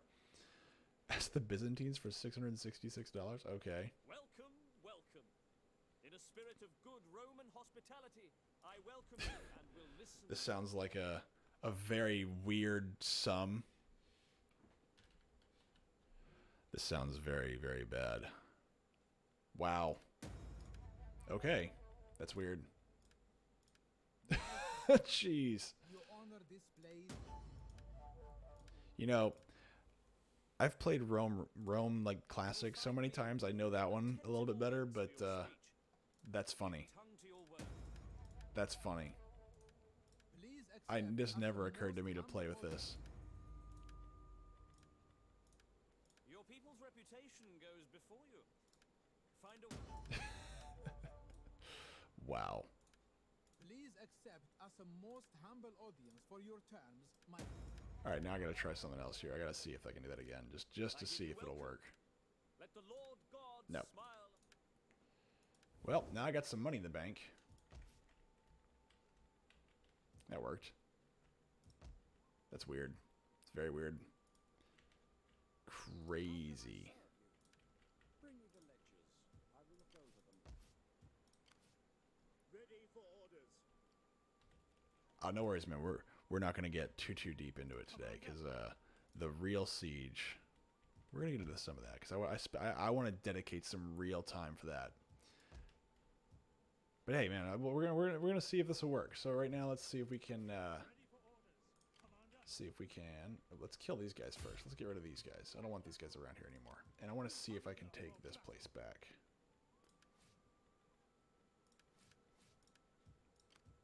So how's Argenturatum?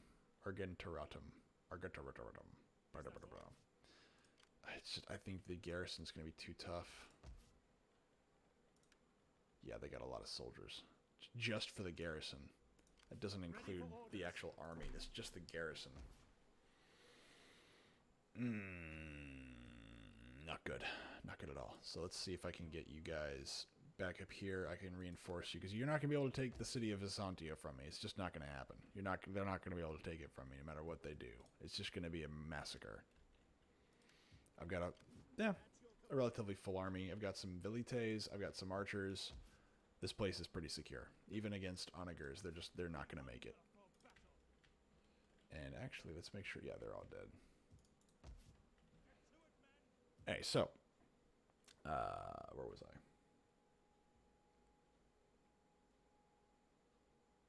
So, on March 2nd, 537, the Ostrogoths arrived at the city of Rome. Before the Goths managed to get to the city, however, Belisarius, knowing he would be outnumbered, sent an urgent message to Justinian. Chris Rich in there. To Justinian requesting for reinforcements.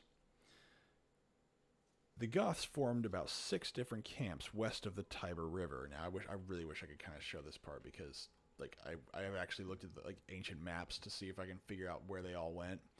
But essentially, they're all parked on this side of this side. For now, anyway. The only way forward was probably through the Mulvian Gate, and since the only avenue to that gate, was a very narrow bridge, he had a tower built and garrisoned it with mercenaries. The Mulvian Bridge is a relatively narrow bridge, like I said, and as such, a small force should have no real issue defending it against a larger force. Belisarius also figured that if they required help, he could send reinforcements throughout the city and meet them before they actually had a chance to do any real damage. Let's get some more food up in here. I can always use more food. Or maybe I should do that. Let's see here.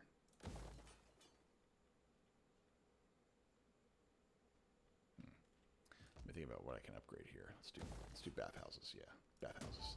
You can always use bathhouses, because only good things happen in bathhouses. We all know. Now, the plan seemed pretty solid, all things considered. There was only a problem. One problem.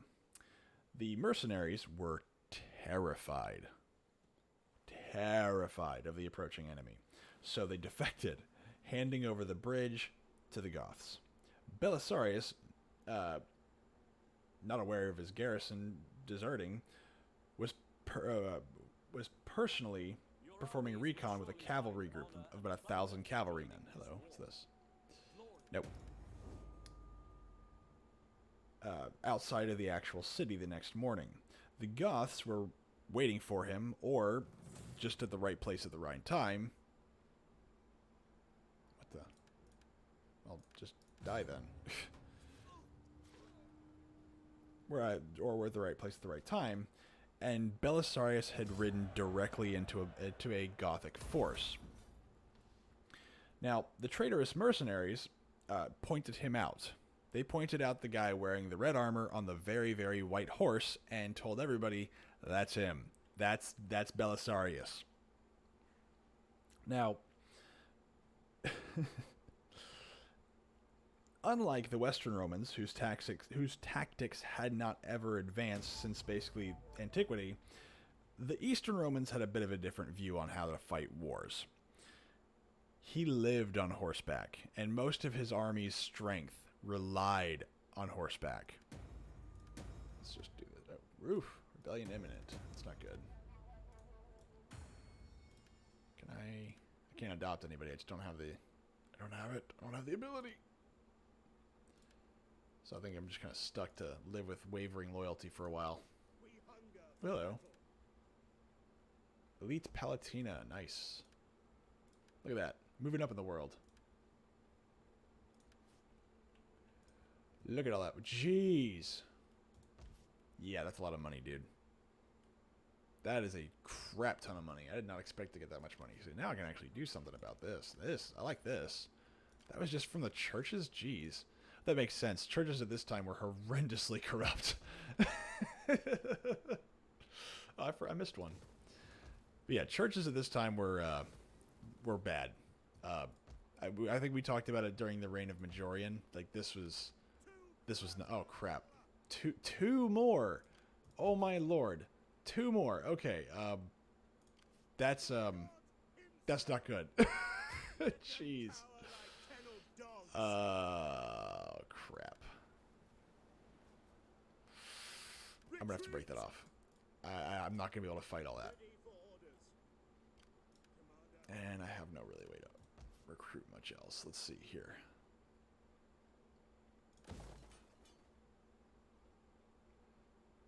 Sea Reservoir. That'll do it. If I'm making 28,000 gold a turn, that'll probably do it.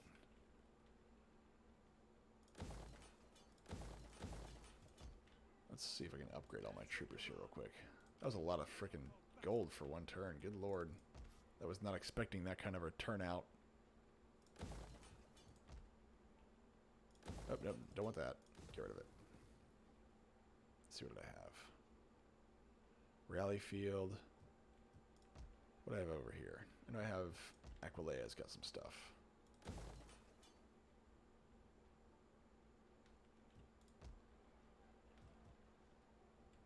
Alright. Well, thank you.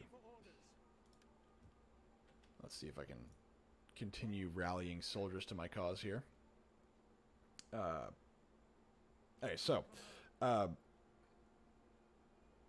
I said, Belisarius and his army, and the Eastern Romans and Byzantines in general, they relied far more on horses, and they borrowed a lot of that from the Persians than the Western Romans did, whereas the Western Romans relied a lot on their heavy infantry, like true good Romans. The Eastern Romans didn't do that, so Belisarius saw a bunch of Goths that wanted to die. So Belisarius decided that it was a good idea to accommodate them. And the result was a massively shattering defeat for the Goths. Though he'd lost a lot of his own soldiers, treachery was something he would not let go unanswered. He ordered pursuit of the fleeing Goths, riding as many down as he could get his hands on. He pushed them all the way back to one of the Gothic camps, where he finally gave up pursuit after being literally told, "We will die if we do this." And even then he wasn't convinced. He actually, right outside the camp, just screamed in rage at the camp. He's like, he knew he couldn't go much further, so he just wanted them to know how much he hated them. The more I read about him, the more I like him. And so he finally decided to basically ride back. But the only thing that convinced him to do so was because he saw the sun going down. He literally had a fight, a melee, all day, killing Goths with a single cavalry detachment because he was pissed off. I mean, don't get me wrong, it was for good reasons. I mean, I'd be pissed off too. I'm just not sure that I'd be pissed off enough to where I'd actually want to go and be in a melee all day, isolated and alone, where no one knows where I am. I think that would probably be my final straw. Is like, hey, we should probably tell someone where we are. And Belisarius is like, no, we got people to kill. People gotta die. I applaud that that mentality. I truly do. But geez, that takes some guts. I don't do that. Oh, I'm out of money. All right, well, I guess that's the end of that.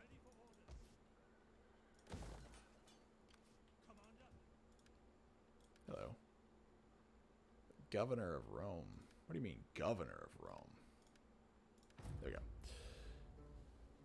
So, once he started to leave, the Goths found their manhoods again and decided to charge and chase Belisarius after having their crap kicked in. Now, basically, the sun's now gone down, and they are riding back to the gates. And as he's riding back to the gates, no one has seen Belisarius or heard from Belisarius all day. His people think he's dead. But a bunch of cavalry ride up to the gate. And now the gate's, I guess, guarded by men. His men. They didn't know what the heck happened. They just assumed that, I don't know, like, I guess I don't know why they thought nobody was there, but nobody was there, so they started manning it. He gets to the gate. Hey, later, Slytherin. And when he actually gets there, they won't let him in because they don't know who he is, and it's dark, so they're not gonna let him in. And so he's now trapped between the Goths and his own men, and his own men won't let him in. So the Goths then start charging towards him. Good lord, come on, guys. Yeah, you can definitely come and fight me. That's cool. If he was gonna die, trapped between his own fortifications that he had built, he was gonna do so with sword in hand, and he's gonna take as many of these guys with him as he possibly could. So on this bridge, he ordered a charge. And as he was charging, the Goths ran in terror because, holy crap, what just happened last time? Now, the Goths, again, were terrified once more, and as they ran, they didn't stop running. And so the Byzantines just pulled back and went right back into the city. And when they made it back to the city, apparently the retreat of the Goths convinced them that that was their leader. That was Belisarius, or at least at the very least that was Byzantine. So they opened the gate and they let him in. And when they let him in, basically I think he had lost over half of his men. So not a great day for Belisarius. But one of the interesting facts is that let's see here. Oops. He didn't have a scratch on him. Not one. He'd spent the entire day locked in a melee, and at not one point did he actually have it. He never got hit by a sword or a spear. He was completely untouched. But there were lots of dead and wounded on his side. He'd come out, as I said, the entire day without a single scratch on him. Now, if there was at any point a need for a sign that there was somebody up above that really liked Belisarius, that was it. That boosted morale a lot. For the general to be locked behind enemy lines, attacking the enemy and not have a scratch on him, that's a big morale booster.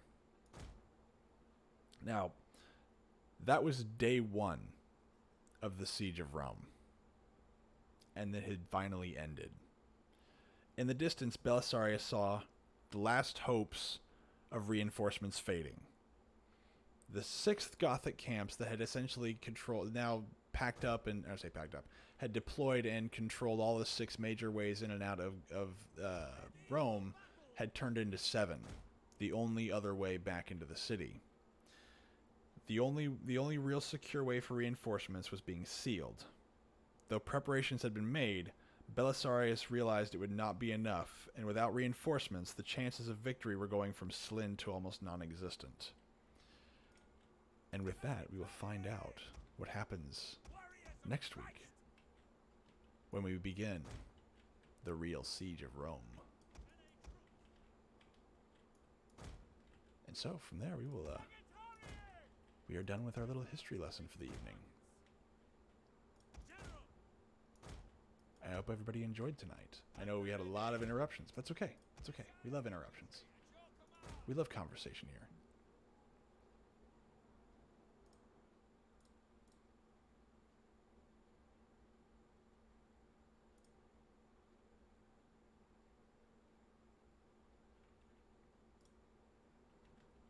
Yep, a whole week. I'm trying to think of how I want to actually defend this place right now. Do I want to put my horse archers out there? No, I don't know if I want to put my horse archers out there. Let's just do it. Let's just go.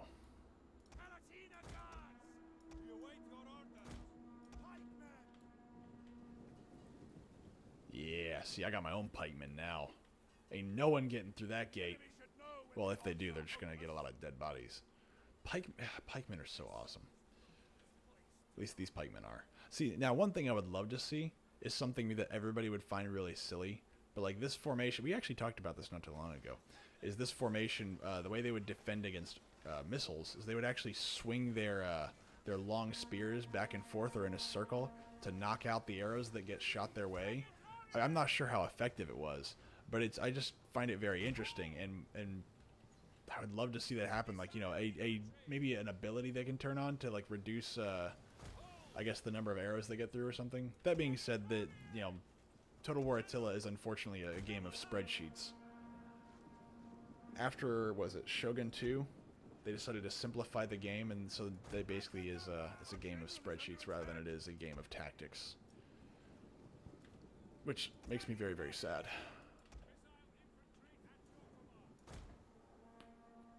But now we get to wait for these little buggers to come to me.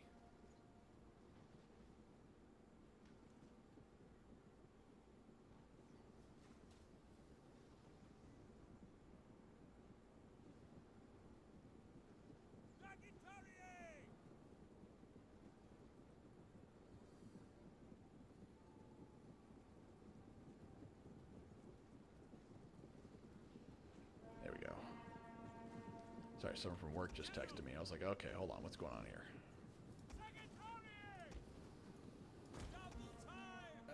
But see, now I can focus on my defense of my city. I forgot what I can't even remember what city I'm defending. It shouldn't be too hard. If I remember correctly, I saw the numbers, and I think I have the advantage just numerically. But yeah, one of the things that I really miss is I miss the default advantages of just being the defender, especially when it comes to the walls.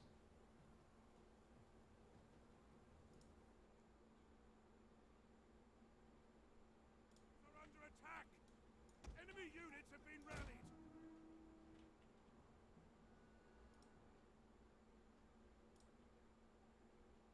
See, hold on 1 second here.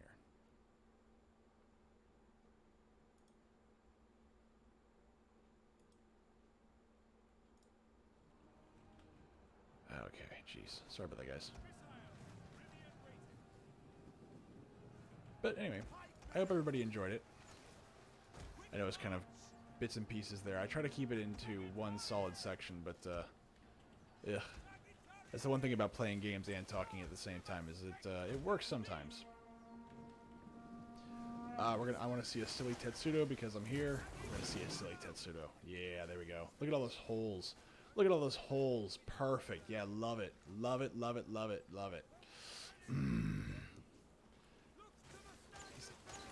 Just, I mean, look at all the holes. It's not supposed to be that way. It makes me have a conniption fit every time.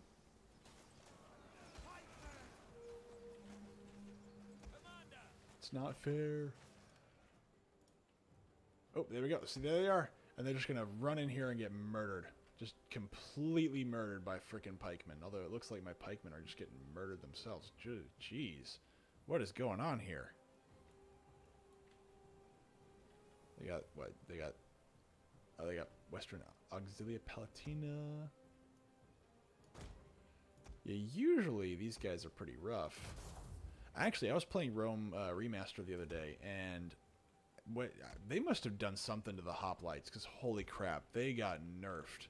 Charging hoplites, even with Roman legions, jeez. Okay, wow, they broke. Wow, that's crazy. Okay, I must be misremembering pikemen because holy crap. Like, I don't remember pikemen ever getting beaten almost at all. Like, if you attack a pike head on, you're dead.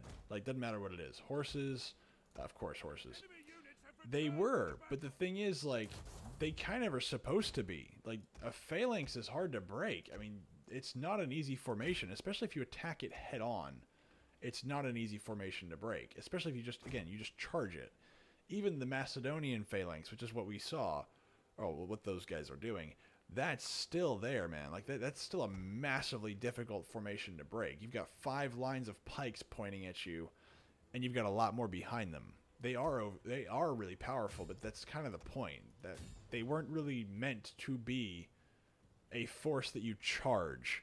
They were a holding force, definitely, but if you charged it, you would just be massacred. Because you've got 5 rows of dudes poking at you. Especially in a little narrow area, I would never have expected my pikemen to break. That's crazy to me. I mean, that's nuts. I would never have guessed that. Let's get you guys in there. I'm not even sure how that happened.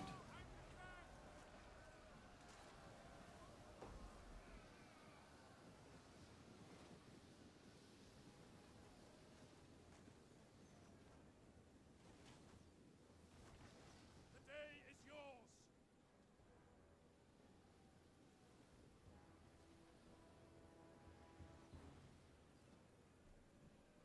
Already won. Very good. Man, sorry.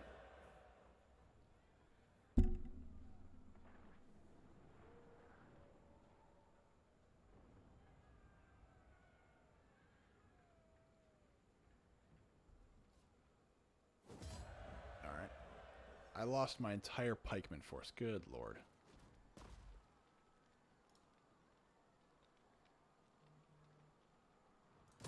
That's your command.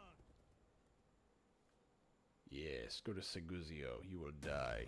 But yeah, you're right. They were OP. But the thing is, I would say they were OP so long as you didn't get behind them. Once you got behind them, they were done.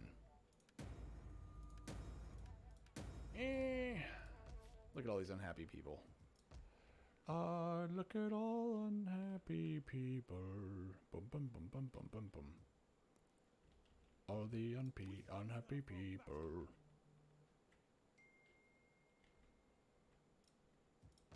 All right, let's see here. What else can? Oh, hello. Repair, repair, repair. I don't remember Mediolanum being under attack. What happened here? What crazy stuff is happening here? Now, let's see. I have a military recruitment center here that's being upgraded. And another rally field. So I've got horses and... Let's do basic... Oh, no, I think I already have basic infantry down here. No, over here. In Venetia? Jeez, yeah, I did. Let's see here. Because I removed more stuff. I removed more churches. Garrison. Where's my other one? I thought I had... There it is. Infantry. Federati spears. And then I've got skirmisher barracks. So maybe I should put a supply storage here. So I've already got cavalry and then... Oh, just a standard rally field. Governor house and a fountain. Alright, let's see here. That's this guy, right? Governor's house. There it is. Okay, we can do that. And I have an aqueduct. I think fountain is a cloaca? See, a cloaca to me is something you, well, never mind, doesn't matter. And then I got a bathhouse. Yeah, there it is. It's already there. I got one up for that. Now let's see. I already have. What do you? Oh, we got an extra military jetty here. Let's tear that down. Then I have a skirmisher house and an infantry barracks right there. Oh, another one of these to tear down. Got to make sure I get all of them.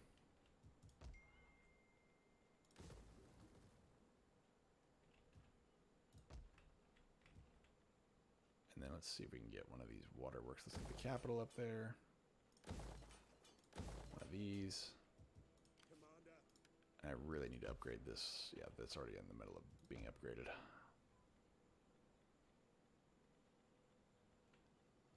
Let's get a rally field going in there.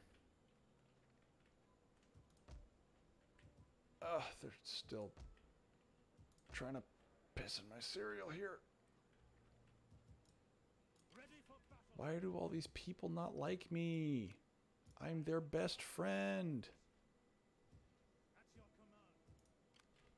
Call this a garrison? Let's see, who's under attack? So I'm being raided. Go away. Do I have any more churches? Let's take out these churches. This sounds horrible when I say it out loud.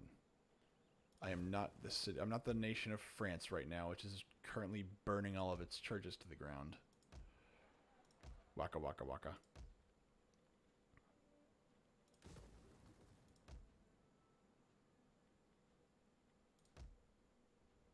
I do not condone the practice of destroying ancient churches. Especially ones that took that long to build. Good lord. I think didn't France just lose like a really ancient church? I forget what it was, but it was like a really, really old church. Like, I mean, one that they really just considered to be more a piece of art than they did an actual, oh geez, I got another one over here. Good lord. They're everywhere! Oh, get another one over there. I feel like this is like a deep black op right now where you're like, okay, you're gonna get lots of money, but you're done. Is it they lost Notre Dame? That's the one that burned? No way. That's crazy. Notre Dame is the one that caught fire and burned to the ground? That can't be right. That can't be right. That seems crazy. That seems like I can't even think of somebody letting that place go to the ground. I mean, I know there's lots of stone there too, so I'm sure it didn't like burn to the ground. But I have a hard time believing that they just let that burn. Commander. Now I need. You know what I need? What I really need right now is I need an onyx. Just 3 full freaking stacks of rebellions. Jeez. How can I serve? Yeah, Tarentum's not going to be an easy fight. That's Fokker's Legion. He gets to deal with that. Fokker, that's your problem.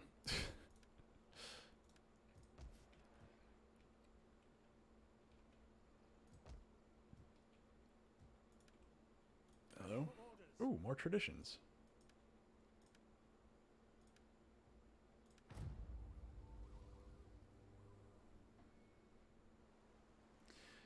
For now, I'll let them be. I want my city back.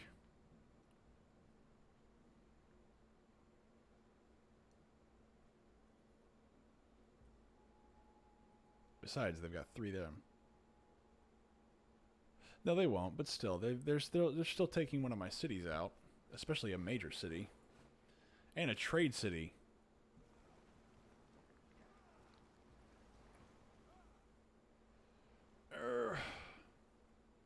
One of the things I do know about playing as the WRE is don't focus on anything civil, just focus on military. It's just not worth it. Looks like y'all realize y'all can't take anybody, so y'all are just gonna go over into the rest of Africa.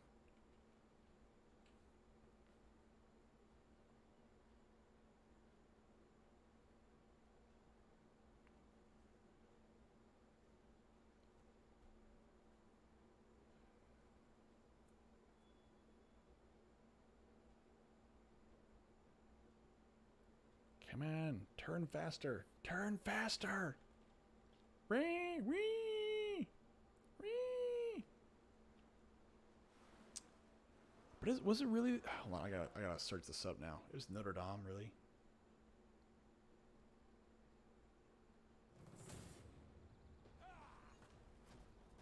I'm not gonna bother to fight that.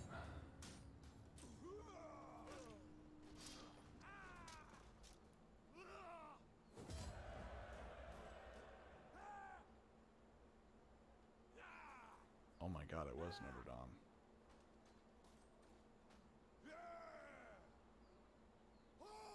Jeez. That's a travesty.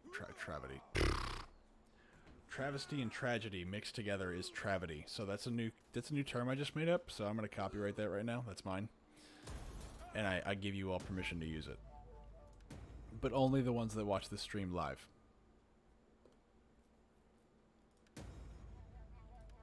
Tarraconesis. Why are y'all unhappy? What are you doing? Why are you so unhappy? Well, yeah, but you can only recruit so many though, right?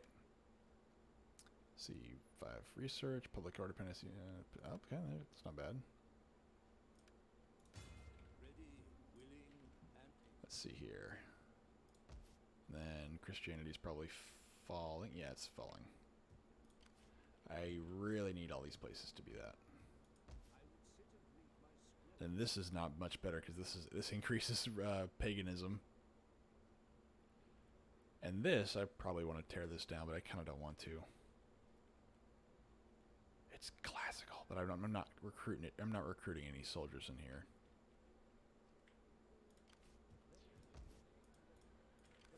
All right, let's see here. Let's move you guys up north. Give y'all some more soldiers that y'all can use.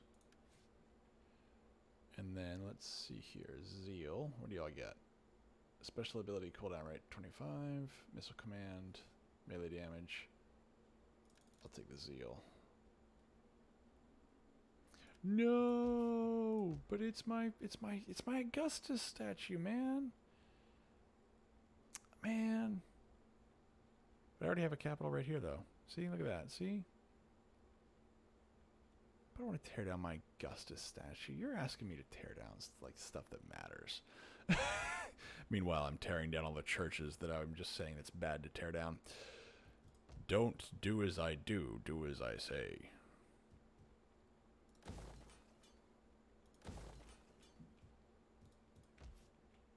Let's see here.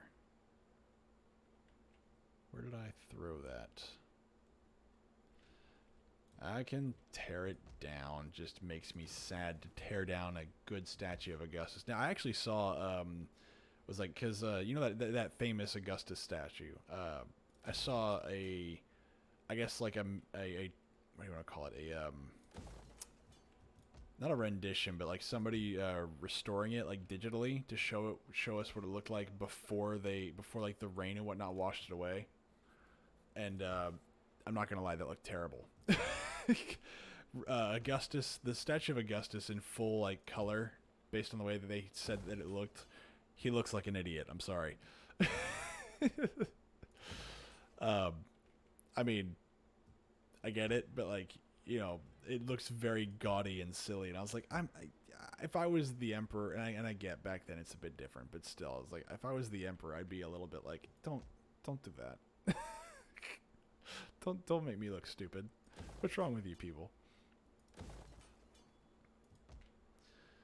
All right, let's see here. Bathhouse, reservoir, fishing jetties, rally field, forum. So let's do more of. I already have bathhouses, waterworks, and that. So I don't know if I want to do another one of those. Let's do. Do y'all have anything? No. What do I want to do with you? All right. Oh, 1 second.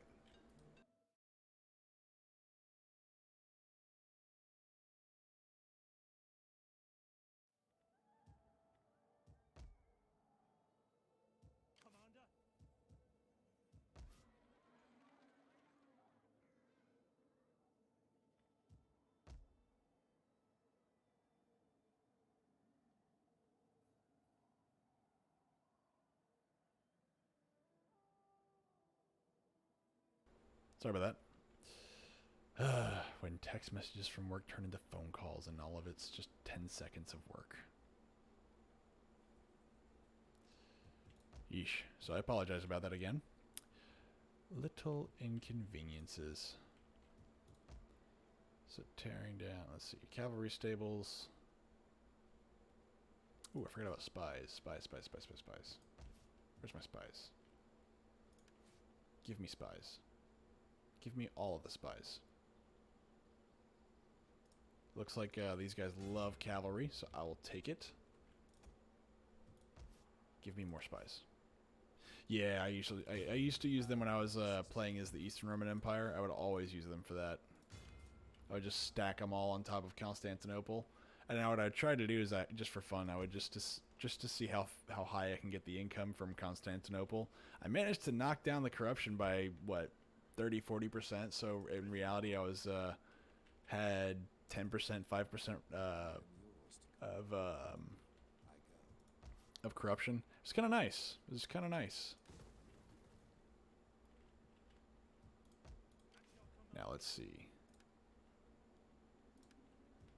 And let's see if I can take this army. I still have room in this army. Well, I don't have money, but I have room in the army. And we're gonna doom stack this thing since now Mr. Krogan is telling me how to what do I want to say? Cheese my way through it, but at the same time I want to win. So the desire for winning will always outstrip the cheese. Give me that, and give me that. You're the governor, so yes, definitely those two things.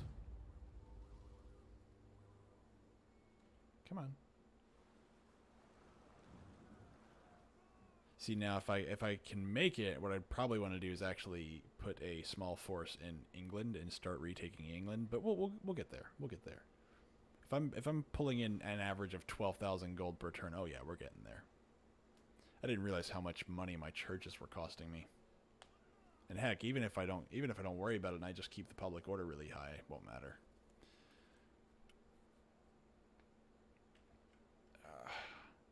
Which it seems weird to me though. They would program the game to the point where this would be Kiro, more like Kira, Mr. Kira,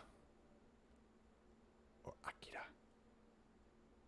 Sorry, wrong part of the world in the wrong time. But that's okay.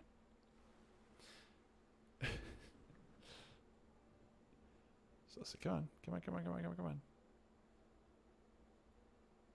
Come in.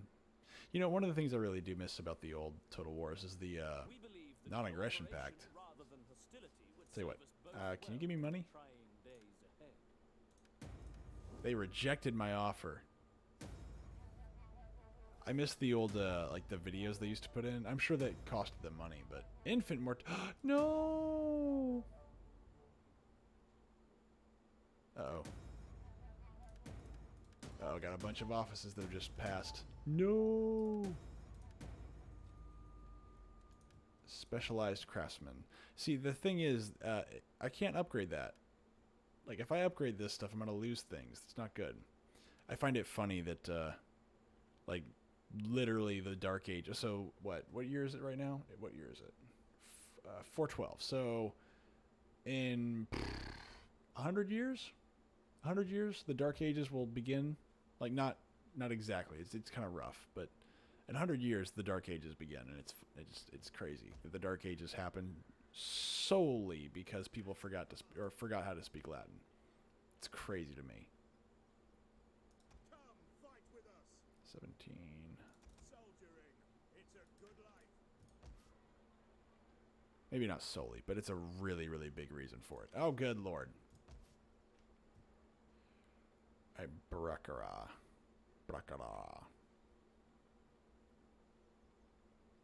I need you guys to do the thing where you die, okay?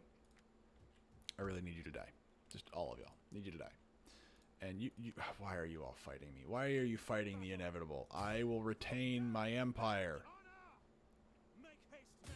Even if it means doing things I don't want to do, I will retain my empire. Ready for orders. Now give me money. Once. To your duties, men. Southern Spain. Thought I had one here.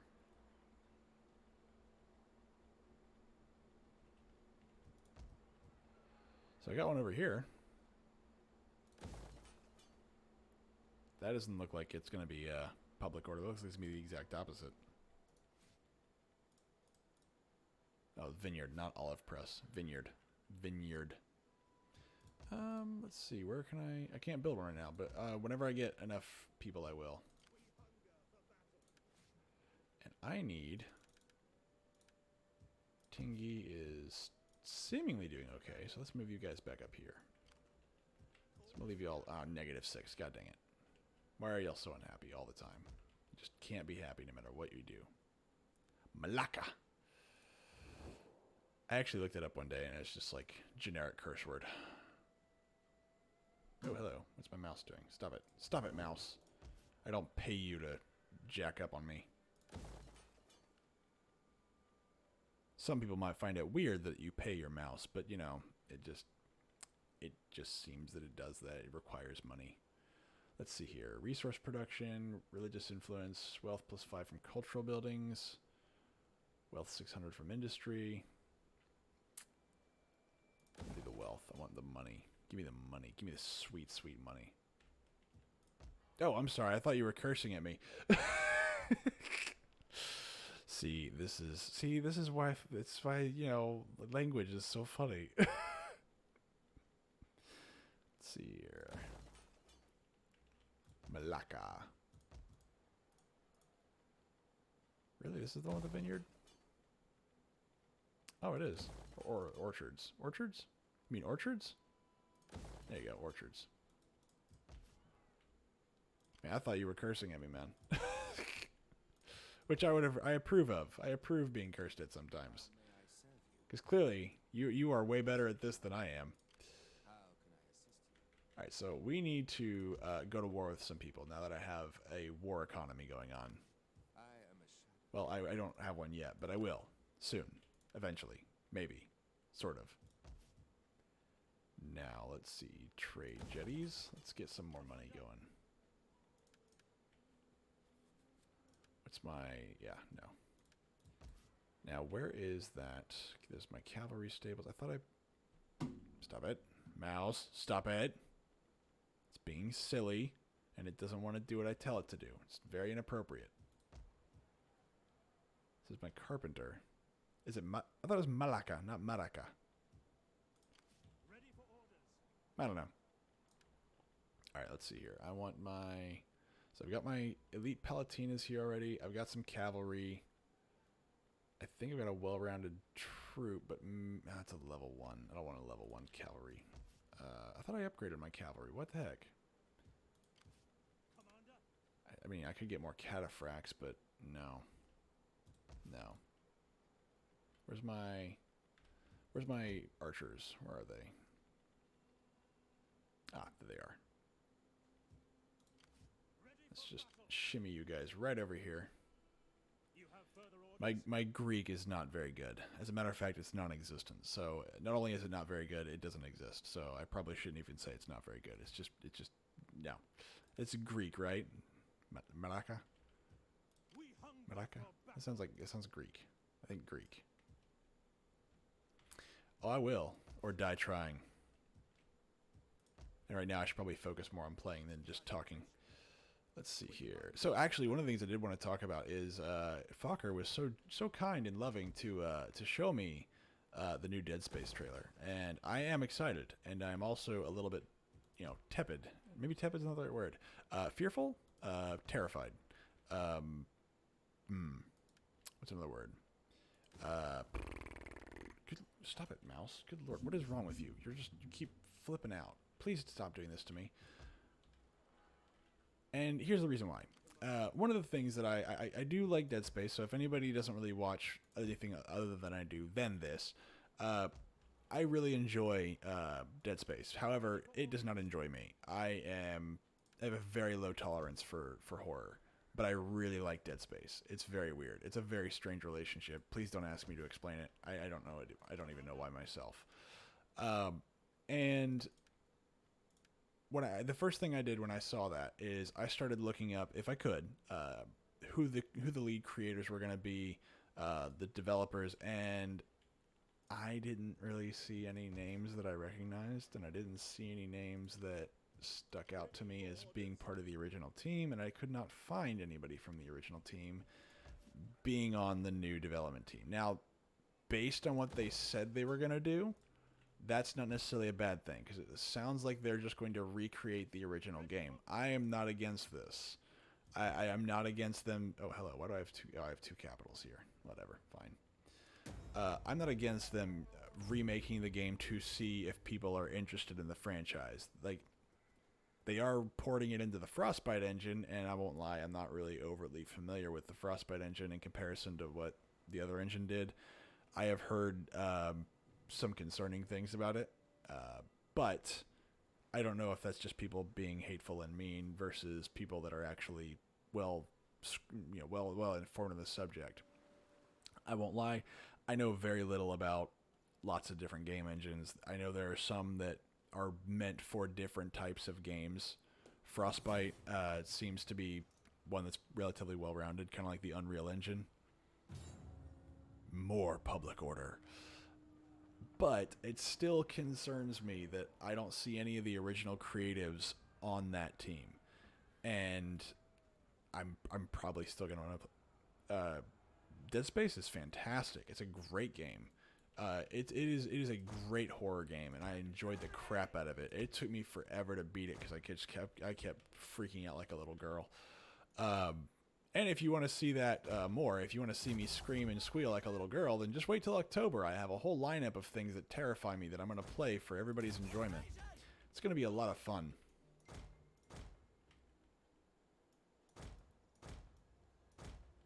Let's see. Let's get my guys over here. Melee infantry ready! Spearmen! I will eventually. I plan to stream it in October, but not yet. If you want to see how, so here's a good example. Fokker can attest to this if he's still listening or watching. There is a stream of me playing Dying Light with somebody else. Now, Dying Light, most people would say, is not a very scary game. But again, there are some things that bother me, that just overtly bother me. And certain zombies bother me. And Dying Light has that aspect. And it freaks me out. I don't like lots of gore or horror. But I really enjoy Dead Space, which doesn't make any freaking sense, but there's just something about Dead Space that I really like. I like the dark lore. I like a lot of the really scary mystery part of it. I can't quite fully verbalize it, where it's a game that intrigues me, and I like the mechanics. I like the so Soma. I have purposefully avoided Soma. And the reason is because I plan to stream it first in October. That'll be the first game that I plan to stream. I've heard that game it'll mess you up. It messes with your head. I've also got Amnesia: The Dark Descent. I've heard that's just as bad, if not worse. So I'm gonna do my best to get through Soma. I'm gonna do my very gosh darn best to get through Soma. But I have heard lots of things that essentially would make me go, like, I don't know if I can make it through this. I've tried to avoid. I don't want spoilers because I want it to be a completely genuine reaction when I play it. Like Dying Light, I played the first 30 minutes of it, and so basically you see me stream essentially as far as I got on my own. But it took me like days to get to where I was on my own versus like 2 streams to get where I was before. I'm a little bit, as I said, a little bit anxious about it because, again, I have a very low tolerance for that kind of stuff, but we'll see. We'll see. Oh, crap.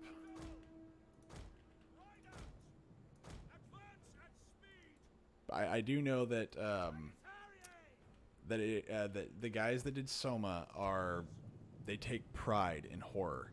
And I do know another thing that, again, when I find something fascinating or I hate something, I have to learn about it. Because if I learn about it, it becomes less terrifying or less horrible. And a lot of horror comes down to atmosphere. Something that's scary all by itself is scary enough. Mix that in with a very tense atmosphere, and you have created something far, far more terrifying. That's what I understand Soma to be, is something that is already relatively terrifying, and then they have these guys that really pride themselves on atmosphere. Our general is under attack. And now I'm like, okay, all right, we're gonna make it. We're gonna do it. I'm gonna make this work, and I really hope I make it. I will probably have to have at some point. I'll probably have to get Ham or Fokker in the room with me. Be like, you know, basically like, okay, kid, I'll hold your hand through this game. You know, talk to me like I'm 5. Make me not feel scared of the video game. But we'll see. You'll see me here hit octaves that I didn't even know I could probably hit. Because even Dying Light freaked me out. Get him. Get him. Hooray! Come on, come on, come on. Their general is Oh, already? dead. That's nice. A lethal blow. It's true, man. Like, I mean, I don't know if Ham is still here, but, like, even when we were playing Dying Light, like, dude, this game's not scary. I was like, dude, you don't understand. Like, the idea of being surrounded by slow walking, moaning things that want to eat my freaking flesh just makes my skin crawl. Even if it's a video game, it's still weird. Like, I think, like, Dead Rising is one of the only, like, zombie games. Like, and Left 4 Dead. Left 4 Dead is just a shooter game. That's not too bad. Say not too bad. I'm not scared of Left 4 Dead. But, like, games that are designed to kind of have that atmosphere of terror, like, that gets me. And I'm such a weak little person whenever it comes to that kind of stuff. I can't handle it. But Dead Space is one of those games that I absolutely love. I love the horror element, and it actually does kind of suck me in because it is an action game, and at the same time, it is a horror game, and I like that. The action can kind of pull me out of the horror, but it doesn't make the horror go away. And so, whenever they made Dead Space 2 and Dead Space 3, people were complaining that it's like, oh, it's too much of an action game now. And I'm like, oh, thank God.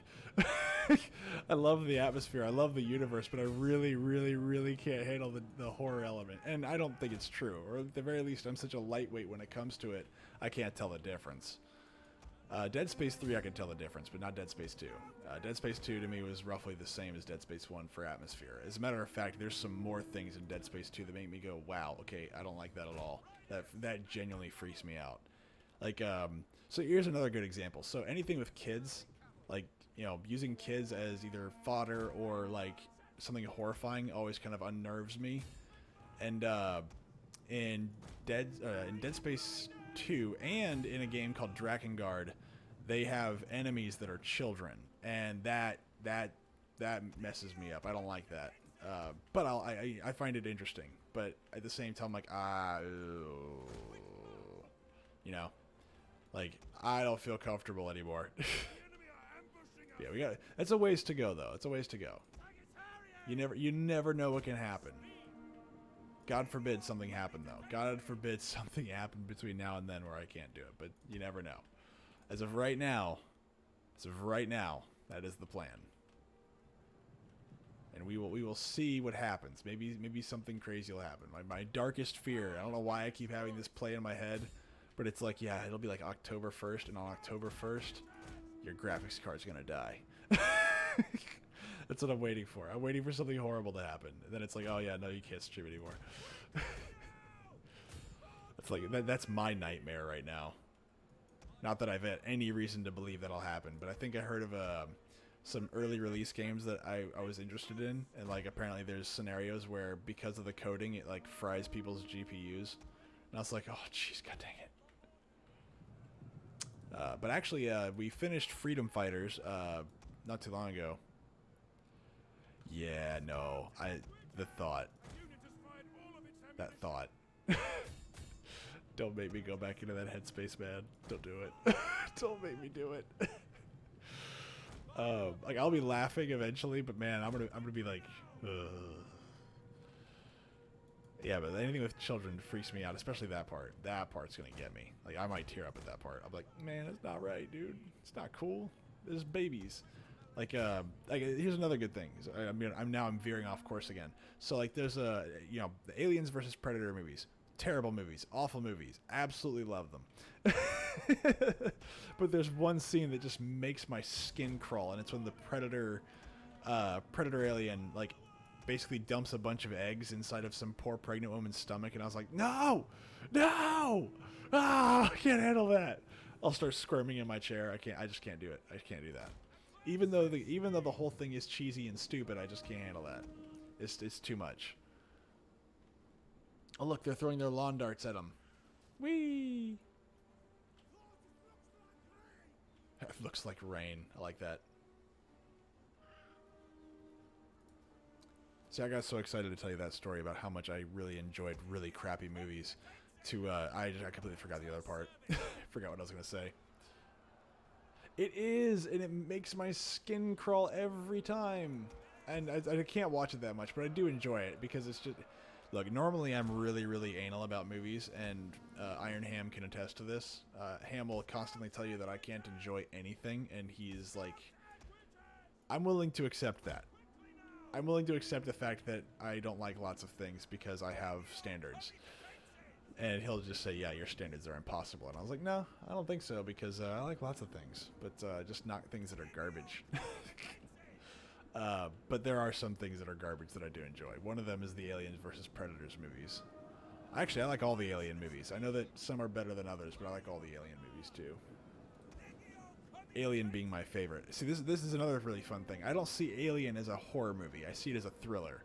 So like, I guess it doesn't scare me at all. Whenever I watched Alien, I was never scared. I was just really excited. I wanted to know what was going on. I wanted to know what the monster was. I was just really, really excited to see what was going to happen. At no point was I terrified of the monster, though. I was just like, man, where's he going to go? Where's he going to get him? What is that thing? Where does it come from? What is it? Like, that's it. I was so fascinated by it, the horror element completely missed me. And I realize that it is a horror movie, and I really enjoy it for what it is, but I miss old school horror. Which is weird, because I hate horror. It's like it's a love-hate relationship. Okay, you guys gotta go this way. And hopefully they don't break. Or at the very least, maybe I can get some cavalry around them. But actually, the next game, after since Freedom Fighters was the game that I just beat recently, the next game we were going to play is going to be, I'm either debating between restarting a playthrough for Divinity Original Sin or Wasteland 3. I've actually I've started a stream for Wasteland 3, and I've gotten a little bit further than that off of stream. But I'm thinking of restarting it because I haven't really been consistent about playing it, and I cannot remember the story to save my life. So, you know, definitely, if you join the Discord, you can definitely influence that decision. Please do, actually. We are still trying to grow the community, and we're trying to get people involved, and let me know what they want to watch and topics we want to talk about. Because for me, I just do, I like to do analysis, and I like to just talk to stupid stuff, and I like history on Fridays. So hopefully we can get more people involved in that. I would absolutely love more feedback and more input.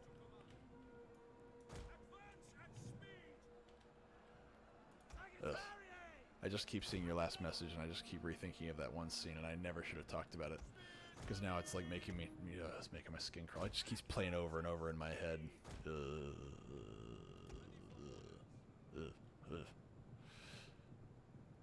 No, what are you, don't charge, don't charge, what are you doing, no. Alright, I guess I'm just going to charge my archers into there.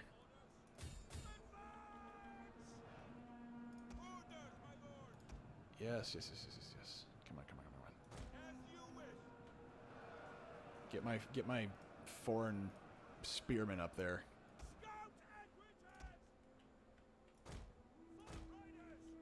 But yeah, so I actually really enjoyed playing Wasteland 2, and I bought it way after it had already released. I think I got the definitive edition.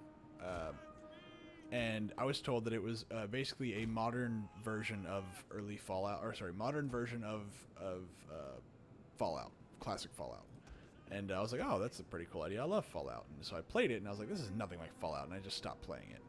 And then I was like, well, it didn't hurt to go back and play it. So when I played Wasteland 2 and I actually gave it a shot, I really liked it.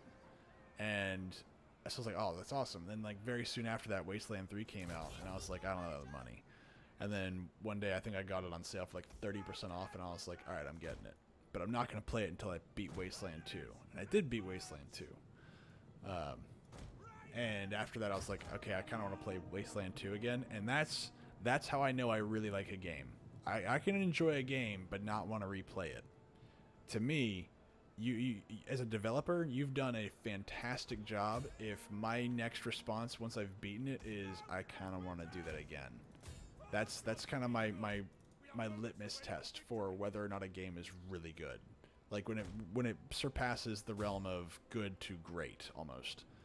Like BioShock is one of those games to me. If you've ever seen me play BioShock, that is by far my favorite game.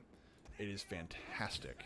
I love it. I will probably play it again sometime soon. I may even play it in November just to give myself a palate cleanse after October, because after October, I'm probably going to have small little anxiety disorders and maybe a new few tics that I didn't know I had. I'll be going to bed terrified.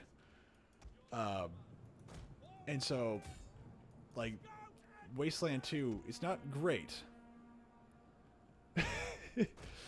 But it is really, really good. I would say that it's probably one of the better RPG games that I've played, because it actually is an RPG, and it is actually like classic Fallout. And I really, really appreciated that. We're going to just fast forward this a little bit. I'm just here to try and kill off as many of these buggers as I can. See, I'm afraid to play Soma because I've heard so many people that basically had really strong reactions to it, and I was like, what do you mean? It's like, what do you mean this is, when you say scary, what do you mean scary? You're like, what are we talking about? But don't tell me the story. Don't ruin it for me. They're like, well, I can't, man. But it's like, it's rough. And I was like, oh, okay, well, I'll define rough, but don't tell me anything really important. It's bad. It's bad. I need to not ask questions like that. It's not fair. It's like, I want details, but don't ruin it, you know? Go, horsies, go! Oh, they're all gone now. Horsey, go bye-bye. Where are you guys? There we go.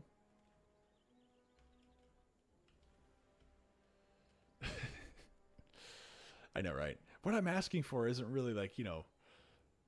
Poor Canadian. What I'm asking for isn't anything much. I just want you to tell me details without spoiling the story. This is a completely reasonable request. But yeah, no. So one of the things I like to do is I like to analyze and actually determine like what's viable, what's not, or maybe where there's plot holes or things like that. And recently I haven't done much of that. It's content that I do like to make, but it does actually take a lot of effort to do it. So usually I'll do that to games that I've played multiple times. Like when I went through BioShock 1, 2, and 3, I started kind of tearing apart the story a little bit where I could, just because I enjoyed doing it. I like to do that with stories. However, for games that I haven't played, it's a little bit harder for me to do it because I want to experience the story first. I want to see what you're trying to tell me, and then from there I can determine whether or not the story is good or not. So it's usually like I'll watch a movie and then I'll watch it again to once I've experienced what the director wanted me to experience. From there, then I'll actually say, okay, well, you know, what is this movie really versus what it is that you wanted it to be, and then from there I can determine, okay, well, where are the plot holes, where are the issues? For video games, is a lot harder. Well, sir, I see. Here's the thing. I would say if you really enjoyed BioShock 1, don't play BioShock 2. That being said, if you love the world of BioShock and you just want more of it, play BioShock 2, but don't go in thinking the story is going to be fantastic. The guy that is it Ken Levine? I want to say it's either Ken or John Levine. I can't remember which. He made the first game, and he actually stumbled into something that he didn't understand. BioShock 2's story is a reverse of BioShock 1. And I don't dislike the concept. I would say the first one is definitely the best. It's the clunkiest, but it's definitely the best for gameplay and story. Sorry, not gameplay. It's the best for story and atmosphere. The second one is really good. They cleaned and polished a lot of the stuff. They did learn their lesson with the things from BioShock 1. The problem is they had a terrible story lined up for it. And I understand where they were coming from. I do. I get it. They had a story and they wanted to tell a different story from BioShock 1. I'm not against that. I actually really like that. The thing is, the execution was absolutely awful. And that's what really, really turned me off of it. However, I would still go back and replay it again because I really, really enjoy the idea of going back to Rapture. I still want to see more BioShock.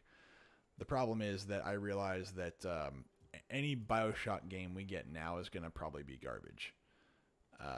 I really, really hate saying that because I really don't want that to be the truth, but it's probably the truth. Anything that they make now is going to be garbage. Infinite, by far, is the worst. It makes absolutely no sense, and it's absolute and utter trash. I hate BioShock Infinite, and I like to say that word a lot, hatred. Like, I hate X, Y, or Z. I rarely mean it, which is probably not good that I say it so much. I truly do hate BioShock Infinite. I look at it and I just see it as not the ugly redheaded stepchild. No. See, the redheaded stepchild, that's not his fault. BioShock Infinite is terrible. The characters are terrible. The story's terrible. Nothing makes any sense. And they're trying to be really deep when in reality they're just being really stupid. And sadly, the person that directed that game is the same person who directed and led the first game. And I hate that that's the case. I hate that. Because BioShock 1 should have taught him a lot of really cool stuff. It should have told him what BioShock is supposed to be. And it's again, if you enjoyed BioShock 1 and you really, really enjoy Rapture, BioShock 2 is potentially a game for you. If you didn't like BioShock, if you were happy with BioShock 1 and you want more of the story from BioShock 1, Ham, no, bad, down, Ham, down. Don't lead him astray. Don't lead him down the path of destruction and dismay. He will break his heart. Yeah, I have a whole little series on that I did very early on when I first started streaming, just because I love BioShock so much. So much so that I go into like the little itty bitty details, the things that no one cares about. Like, why the enemies wear masks. Like, why do they do that? I love that as an idea. I love to explore that. It's fantastic. They did so many things right, and I'm 99% sure they did all of it by accident. Let's see here. I need, Elite Ballistarii. What do you do?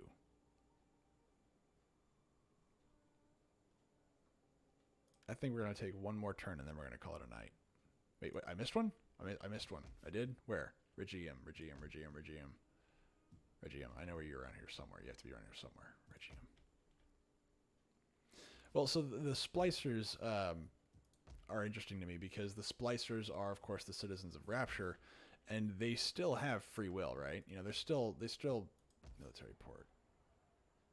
There they are. Fantastic. But like, why do they wear the masks? That's the question.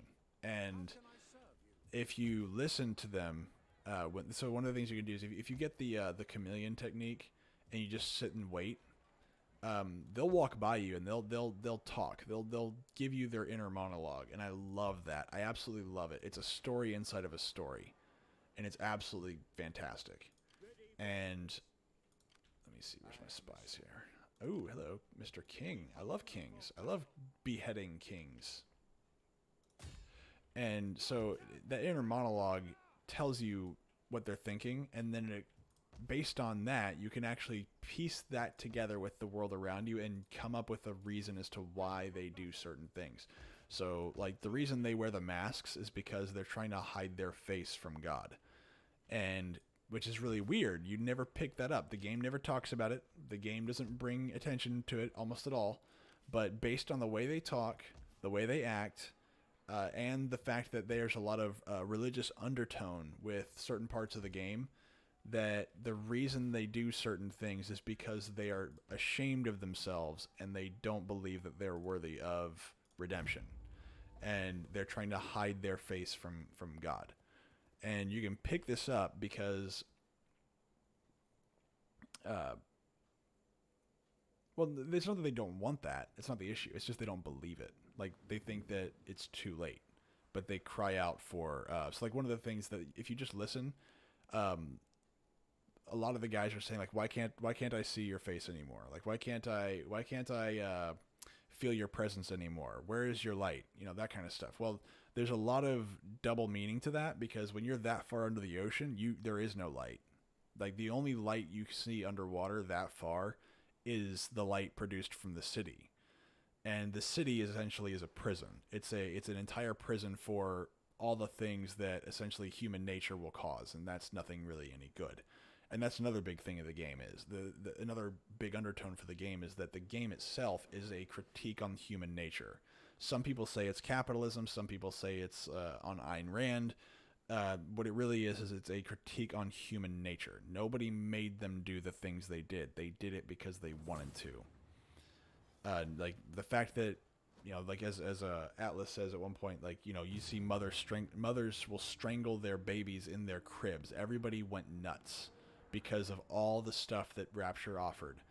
And it's like, well, yeah, but everything else says differently. It's not because of something Rapture offered. It's because of human nature that did it. It's their internal violent nature in a society where they believe that they could be something better or more than human, when in reality they did become something more than human, and all it did was exacerbate all the negative aspects of humanity.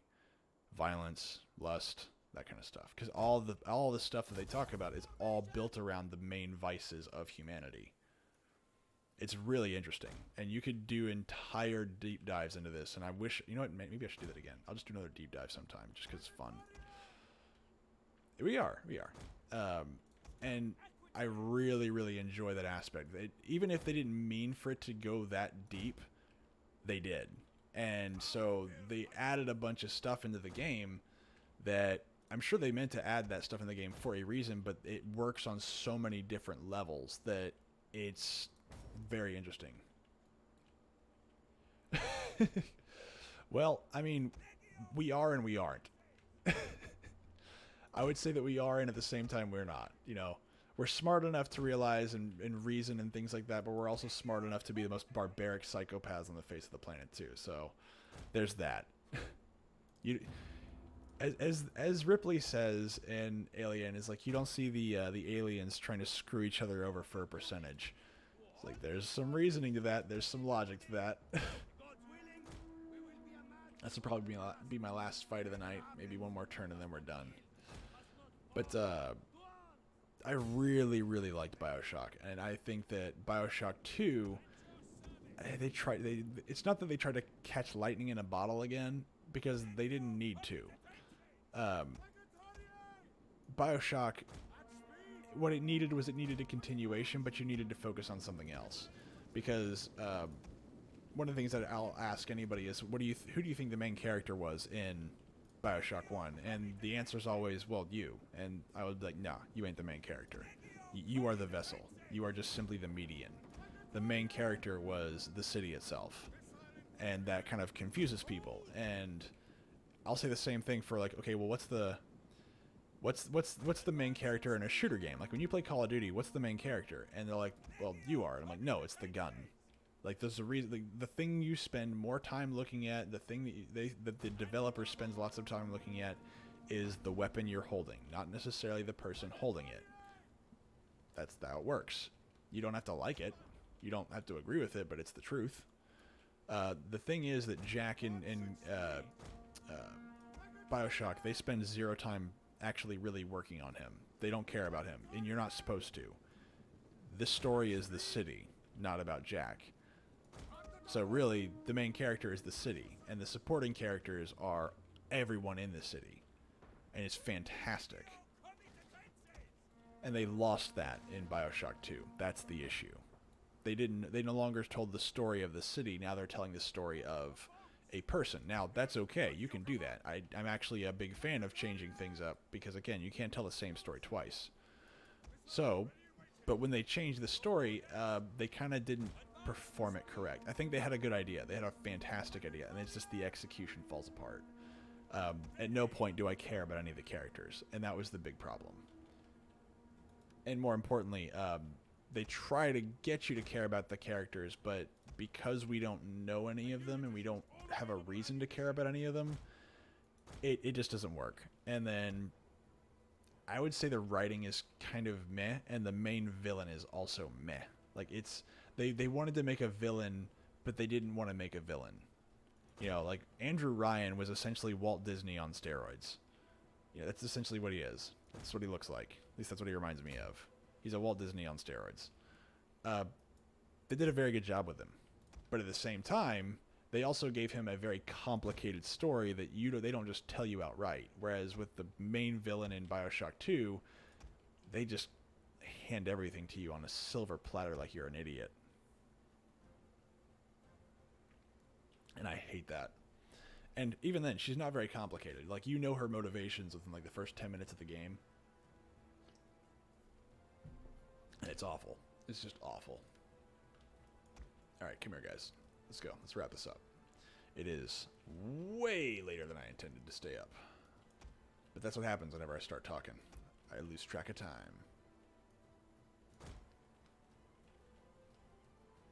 Come on, kids.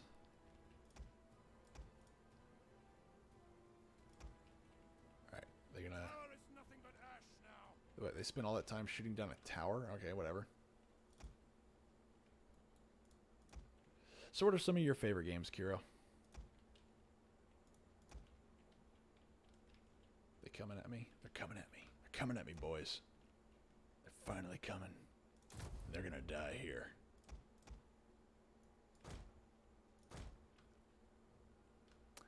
I never played Warcraft, actually. I only heard good things, though. But I never played Warcraft. Now, based on the way that Activision Blizzard is going, I kind of am glad I didn't really enjoy Activision. Or I didn't enjoy Warcraft. Same as StarCraft. Our gates have been blown up. The There's enemy's Hollywood upon us. characters in They're at the walls. Warcraft? Like, do they have Hollywood actors in, like, Warcraft now? I mean, I don't know. I genuinely don't know. I had a boss one time in, like, high school when I worked retail. And he would get mad at me because somebody gave me a free copy of World of Warcraft and I never played it. MMOs aren't my thing. But I've always been told that the universe for Warcraft is extremely good, and I don't know. I've never really experienced it, and I don't really know it. A unit has fired all of its ammunition. Oh, okay, all right. I misunderstood then. All right, get in there, guys. Get in there. Everybody goes in. Everybody goes in. You get a car. You get a car. You get a detachment of Marines. You get a detachment of Marines. You get a detachment of Marines. And now you're going to get a detachment of cavalry. Whee! Yeah, it's crazy that we started off on Dead Space and I never even finished my point. That's what happens whenever it gets late. Ooh, I played Ocarina of Time.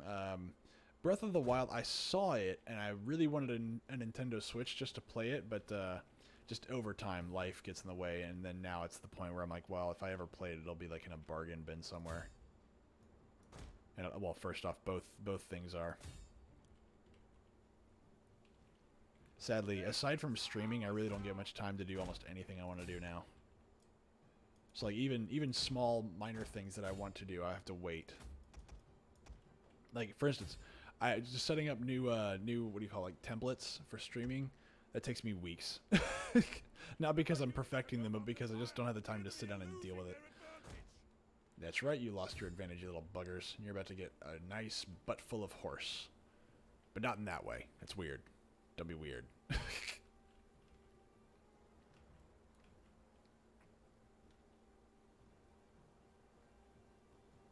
Get him. Get him.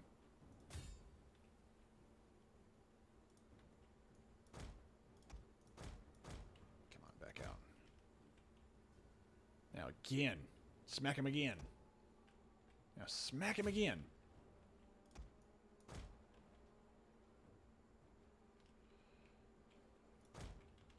We're gonna beat him. We're gonna beat him with horse hooves. Right at the booty. Well, thank you. I appreciate it. And we try to produce decent content. At the very least, decent. Our goal is good, but decent is at the very least acceptable. And that's what we're striving for right now. History streams are always like we're trying to do the best we can. But right now, these little buggers just need to die so we can wrap this little bugger up. Man, I'm about to lose a unit here. But this fight's pretty much over, so that's good. Charge! Everyone charge! Leave none alive. You know, one of the things that I always wanted back in the day would be I wanted Creative Assembly at the height of what they were doing to do either a Middle-earth Total War, like Lord of the Rings, or whenever Game of Thrones came out, I was like, dude, do a Game of Thrones version of this. Now, Modern Creative Assembly, I'm like, I don't know if y'all should probably do that. Oh, you'll see it. You'll see it. So, like, you'll know that, like, so here's the thing. So here's what I expect will happen. At one point in time, what'll happen is that I will stop realizing that I'm streaming, and I will get very quiet. Because, like, if I get distracted, I will just stop talking. And that'll happen sometimes when I'm playing games. Even now. I know of Third Age, but I haven't installed the mod yet. But I know of it. The problem is Third Age is that one Medieval 2 or is that Rise of Sauron? I can't remember which. I know that there's two different ones. One for Total War Attila and then one for Medieval 2. And I'm torn as to which one I want to try. Because I actually like Total War Attila, but it has the same problem as Rome Total War 2, which is that it's a spreadsheet game. It's not an actual, like, it's not a military simulator like Medieval 2 or Shogun 2 or Rome 1. It's a spreadsheet game. It's not a simulator, and I don't like that. Now, that being said, that doesn't mean I don't want to play it. Get 'em, boys. Get 'em. Alright, get these guys too. It's fire sale. Everything must go. Okay, Third Age is Medieval 2. So, I know that it exists. I want to play it eventually. I just haven't gotten around to it. And, like, again, I play enough Total War to where it's like if I try to do that in my free time, I'm never going to get around to it. I just don't have much of it. My free time is usually spent streaming. So usually during the day or during the week, I'll plan stuff. Rise of Mordor, there it is. Which I think is a really cool thing. I really hope that one day that we're gonna see a military simulator that'll eventually be able to do the things that Creative Assembly is trying. Like Total War Warhammer is a fantastic idea. Its execution was basic, and as much as I really like Warhammer, and I love Warhammer, I just couldn't get into it. I think I played a lot of it at the beginning, but something bothered me, and it wasn't. I didn't know what it was though at first until somebody just said it, and I was like, oh my god, that's it. And it was the fact that siege battles are the reason I play Rome or play Total War. I'm sorry, and the siege battles in Total War Warhammer were terrible.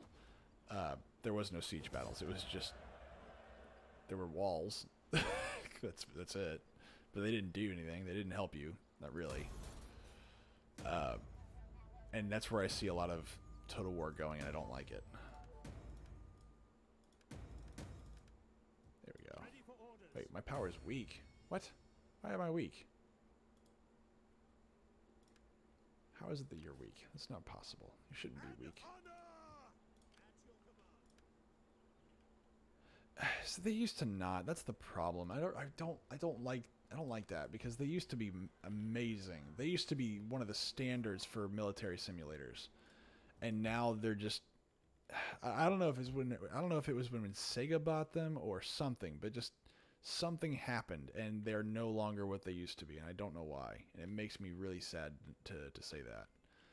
That doesn't mean I don't like any of their games, but like I recently saw somebody play Three Kingdoms, and I saw it, and I mean, oh, you mean like remove him from generalship? I mean, I could. I guess I could, but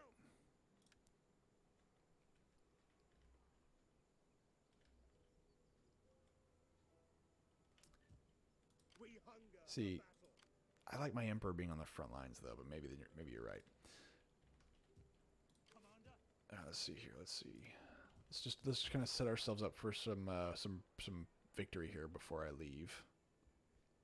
It's bathhouses. Do I want more food? Do I have more food? Do I have enough food? What do we got here? Ugh, stability's not great. Let's see here.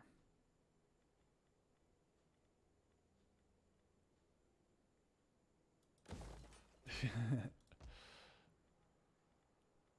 see here. More unrest. More civil unrest.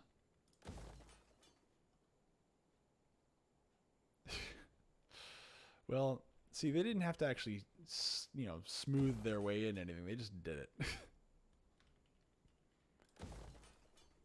Let's see, y'all are... I gotta take out this guy real quick. Let's just knock out this rebellion. Oh man, you know how I know I'm getting tired? Things are starting to get blurry. wipe them out. Let's just end that fight real quick. At your command. Commander, So actually, Trash hasn't been here in a while, so let's see if we can rename this legion real quick.